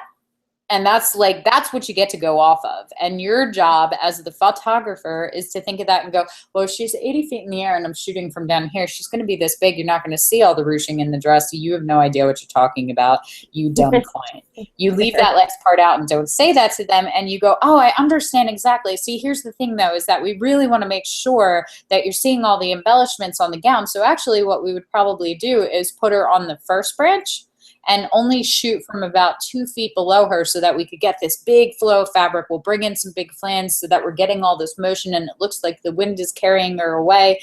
And that on all of the green from the things and from the upward angle will make her look like she's hundreds of feet in the air when really she's 1.5 feet off the ground. Here's your budget. Sign my check, please. And then they get excited about it because you start talking about this stuff and they go, yeah, that's what I was thinking about, because they don't know how to say it. The same way that, like my cousin's like been hanging out with me today and she's drawing, and like I can say, draw me a little blonde girl, and she comes up with this and sits and doodles, and it makes me furious because I can't do it, but she can she can take that and somebody can go, can you draw me this? And she goes, yeah. And she just goes nuts with it. And you're like, I drew a stick figure in Hangman once. So it's the same thing. They're hiring you to do what they can't do. And most of the time, like, this is something that photographers get really frustrated by too when they're talking, is they're like, usually when they're trying to improve on their art, what they're really saying in the simplest of terms, all of them, I want to improve my lighting, my posing, my retouching, whatever it is. What they're saying is, the image I have in my head is not what's ending up on the photograph. Fix it. And that's what they get mad about. And so clients hire you for the same reason. They go, I have this image in my head where my son does not look like a pirate sucking on a lemon, because every time I turn the camera on him, even as a professional photographer, he goes like this. And that's all I see every single time. So I would like this really beautiful, nice family portrait where my son smiles like a normal human being. It's the only one he's ever done it in. We're really happy. And so that's where family photography comes in. I would like just once for my family to be color coordinated and, so you go back and forth on these things. And it's the same thing with business. We have this little bed and breakfast and we want it to look like the most comfy, cozy place to stay. We have these amazing fashion, items and wardrobe that we want to shoot, and we want the background to say that too without overpowering the work. It's a very fine art. And what they're really saying is, I have this image in my head for what this is. Please help me bring that to life. So as long as you're doing that, you don't have to worry about the clients, because they will come to you when you start matching what their vision is. Yeah. Does that make sense? Yeah, it does. So I guess because I think I guess you could do the creepy landscape photography then as well, like, because that will be practiced towards when you put a in it, to be the fashion. Let me ask you, is it important that you're in the fashion industry, or do you just like the fashion style of photography? Yeah, certain fashion styles of photography. I would like to sell my work for people to put on their walls, but they're not going to put up on their walls some random model from a fashion shoot. Like, that's going to go in, that would be more for magazines and for websites and that sort of thing. Lies. So, are you familiar with Alexia Sinclair? No. Okay, so write that name down. Write down Alexia Sinclair, and then write down Kirsty Mitchell, and go look both of them up, because they make a fuck ton of money selling pictures of gorgeous models and creepy landscapes and beautiful concept art as fine art prints. Okay, cool. What was the second one? Sorry, Kirsty Mitchell. If you type in Wonderland and then begin to type in Kirsty, she'll come up. She's out of the UK. Oh, I've seen her. I saw her recently, the Wonderland set that she did. Mm-hmm. I have seen those ones, yes. Yeah, so there's two different ways that you can go about it, because as a general rule, most people will not buy a portrait to hang on their wall that isn't of someone in their family or of themselves, unless it's maybe a celebrity. But even then, you know, like even the diehard fans, like aside from like teen girls with like boy band posters on their walls and stuff, like you just don't see them. Like even, you know, if you picked the celebrity you really admire most, like, you know, I might hang like Clive Owen above my bed, like on the ceiling, but that would be about it. The rest of them aren't getting wall space. So you're right in that regard. However, there's nothing that says that family portraits have to look like that one. You know, like Lindsay Adler is a fashion photographer out of New York. If you're not familiar with her, she just took me and the kids and dressed us in Game of Thrones style and took us to a castle and shot family portraits. And we had so much freaking fun. And my husband has this sword, like an actual sword and the crest from his family, and it talks about the lineage of his name and stuff. So he's like, I'm bringing this sword because he's a boy and sharp things excite him. And so he brings this massive sword with him, and he's like, and he's all dressed up, and she's like, I have my sword and I am the king. And my son's just as bad. He's like, I have a dagger. And, you know, it's like this little plastic one, but he doesn't care. He loves it. And so, you know, same thing. Every third photo, my son's making this face because that's what I taught him to do when he was little, because I thought it was cute. Now it's not cute anymore because he's not one. So they did the pictures, and we have this great epic, like Game of Thrones style shoot of the whole family, and it's dark, and it's got these big ominous clouds above the castle, and you know, we've got like a 40 by 60 print in our theater now of it, and it's amazing. The second shot that we did is Katie holding my son by his hair, and he's like this. And they chopped off his head and then did another shot of him laying on the ground. And Katie's like, I want to cut his head off. And so we did that as a shot. And so there's a shot of her beheading him with the family sword. And they love it. And we love it. And sibling rivalry to the max. But we had a great time doing it. And it was not only is it an awesome picture, but it's a really, really fun experience. So I totally think that you could do a portrait photography business, which is a lot of what I do, and still have these sort of fashion elements and these fine gowns and these, you know, sort of fairy tale themes where the girls were coming in and getting to experience this sort of fantasy day. Because really what you're saying is, I know you're all grown up and your life is not nearly as fun now, but why don't you come in and play dress up for a day? Yeah. And I have sort of thought of that before, incorporating it in with the, you know, I haven't thought about it with the family portraits because I just guess I always thought you want a nice family portrait on your wall, but I agree. I like fun. I like different. I would put something like you got up on my wall. That would be awesome. So I have thought about doing it sort of, you know, be a model for a day or something, come and be a fantasy, like in your own fantasy shoot for a day type of thing. Yep. Yeah. So it's something I'll definitely look at. I guess, sort of have to figure out how to do it, how to get myself out there, what to market myself as, and, you know, all that sort of stuff. Before you're putting the cart before the horse, before you start worrying about how to get yourself out there and how to market and what to do and where the viable income is, figure out what it is you want to do. Because we've talked for 15, 20 minutes, and you've gone from starting a magazine and becoming a publisher to I take creepy landscapes to maybe I'll do fashion photos. I'm always doing 10 things at once. And it's totally fine. I'm the same way. But, you know, pick which one first to focus on. Find your success in that, because that will bleed you into everything else much more seamlessly. You know? Yeah.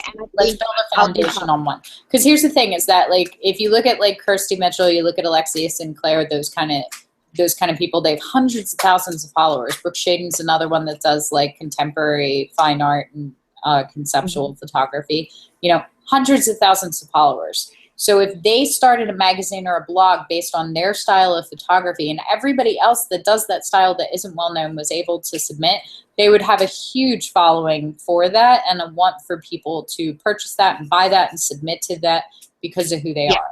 On the other hand, if you look at Dark Beauty Magazine and you look at Fairy Magazine and you look at some of the others, again, hundreds of thousands of followers because they like the topic.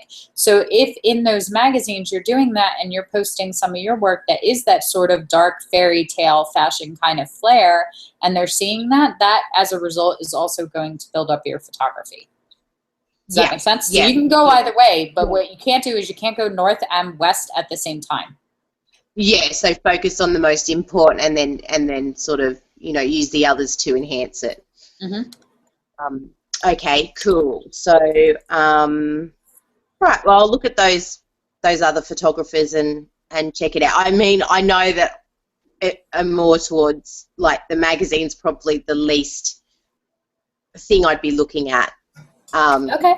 It'd be some type of fantasy shoot, and I've just got to decide putting people in it or not putting people in it. That is the question. So I'll have a look at those other photographers and have a think about where I want to go. And I guess then I have to, so I'm doing lots of time for print shoots to build up my portfolio, which I am starting to say no to ones that aren't anything like my style.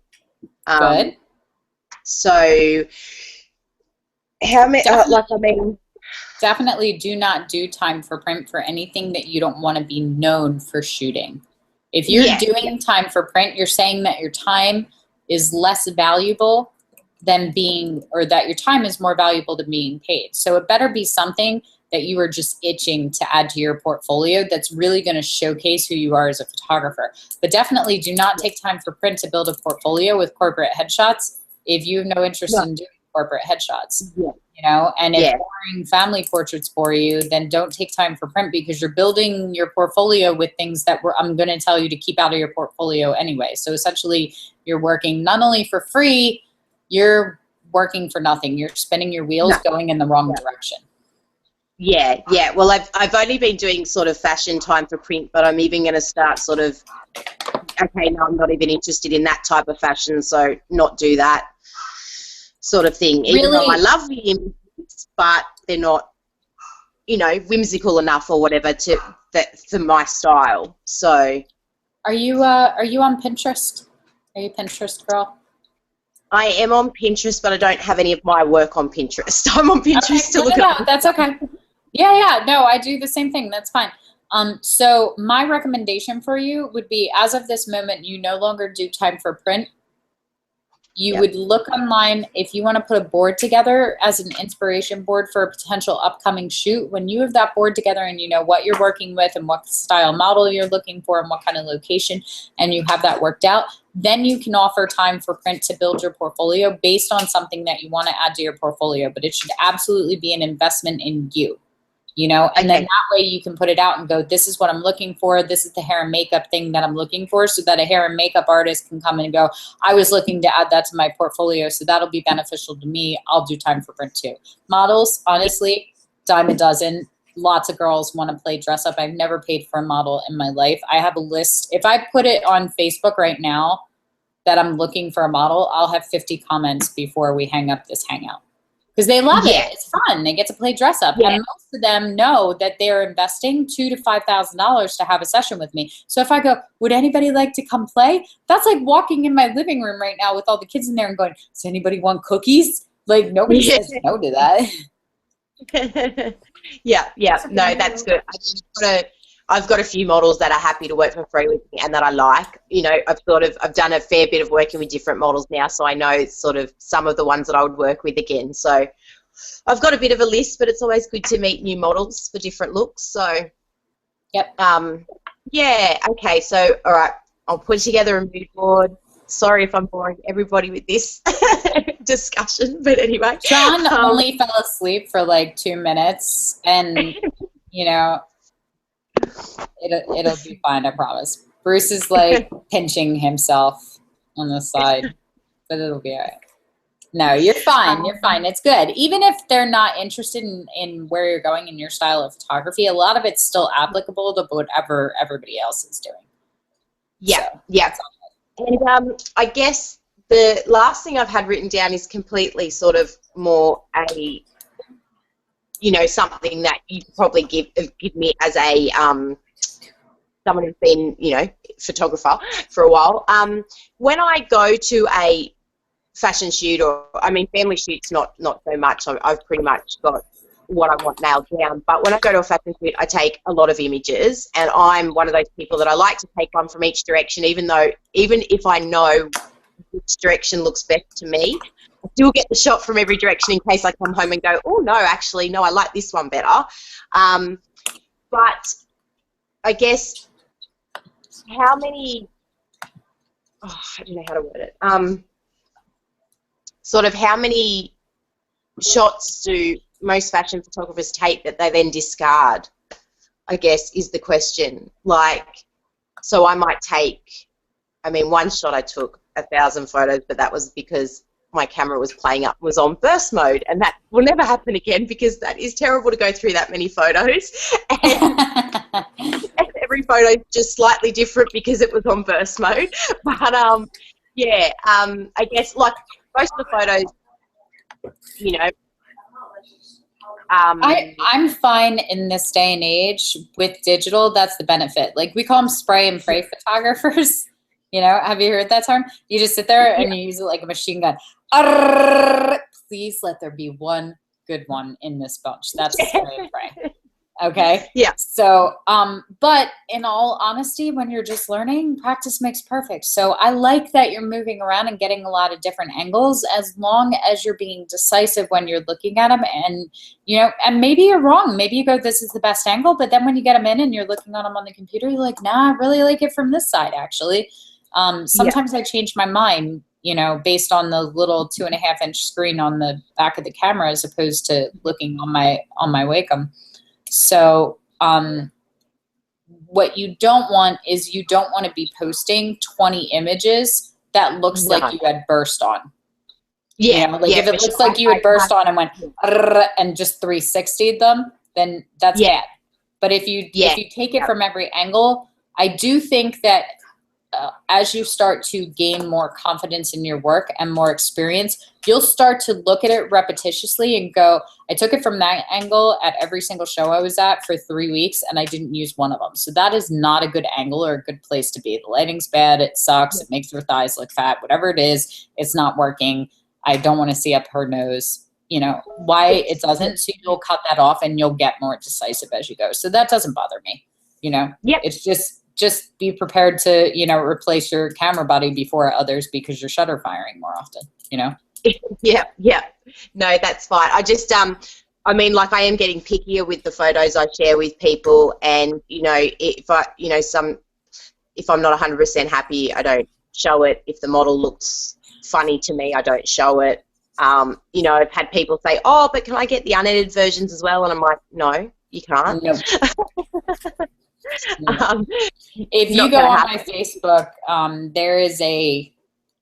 there's a meme that has Beyonce at the Super Bowl from here. I don't know if you saw that one really bad photo of her that they took, that everybody was painting her green because she looks like the Hulk, because her face is like it's just not attractive at all. Yeah. And it says, can I have all the photos from my shoot? And it's got another shot where she's turned to the side and she's got the butt out and she looks fabulous. She looks like Beyonce.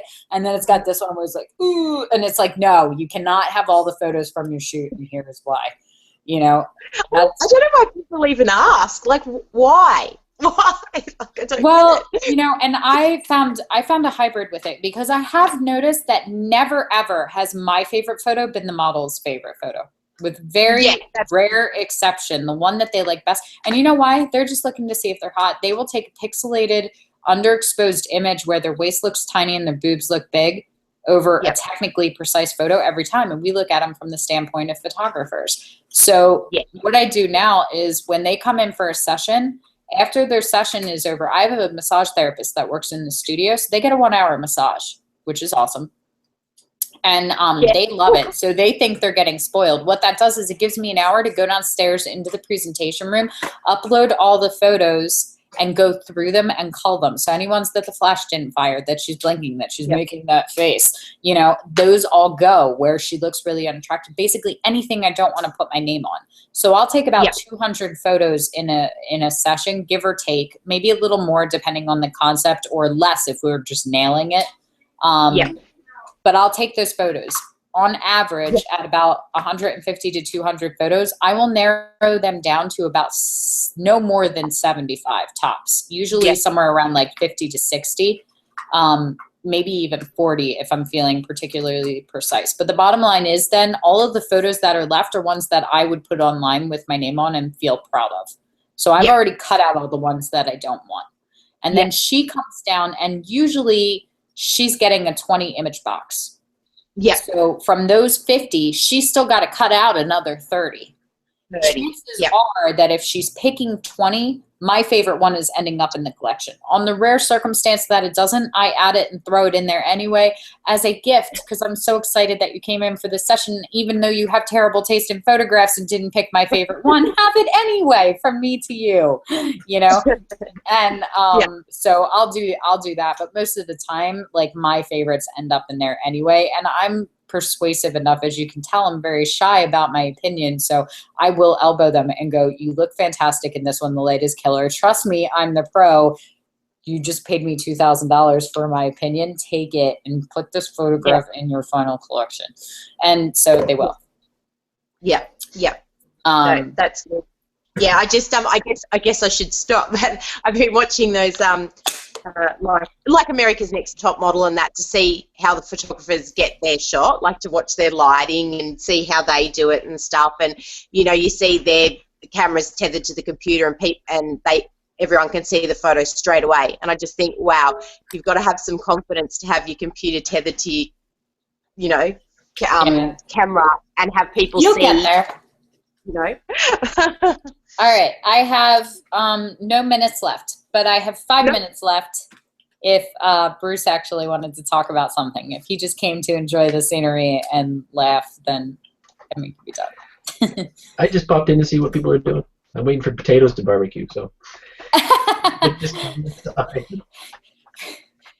Master Lark, I want you to know that in my first week in your cohort that you are more exciting than watching potatoes cook. I will take it as a compliment. And on that note, we're done. Thanks, Jess. You're welcome. You're welcome. I will catch up with you guys. We will do another House Lark Hangout next week. Feel free to drop me a line and let me know questions or topics that you want to discuss. Sound good? Thank you so much. All right. We'll talk soon. Bye, guys. Bye-bye. Bye-bye.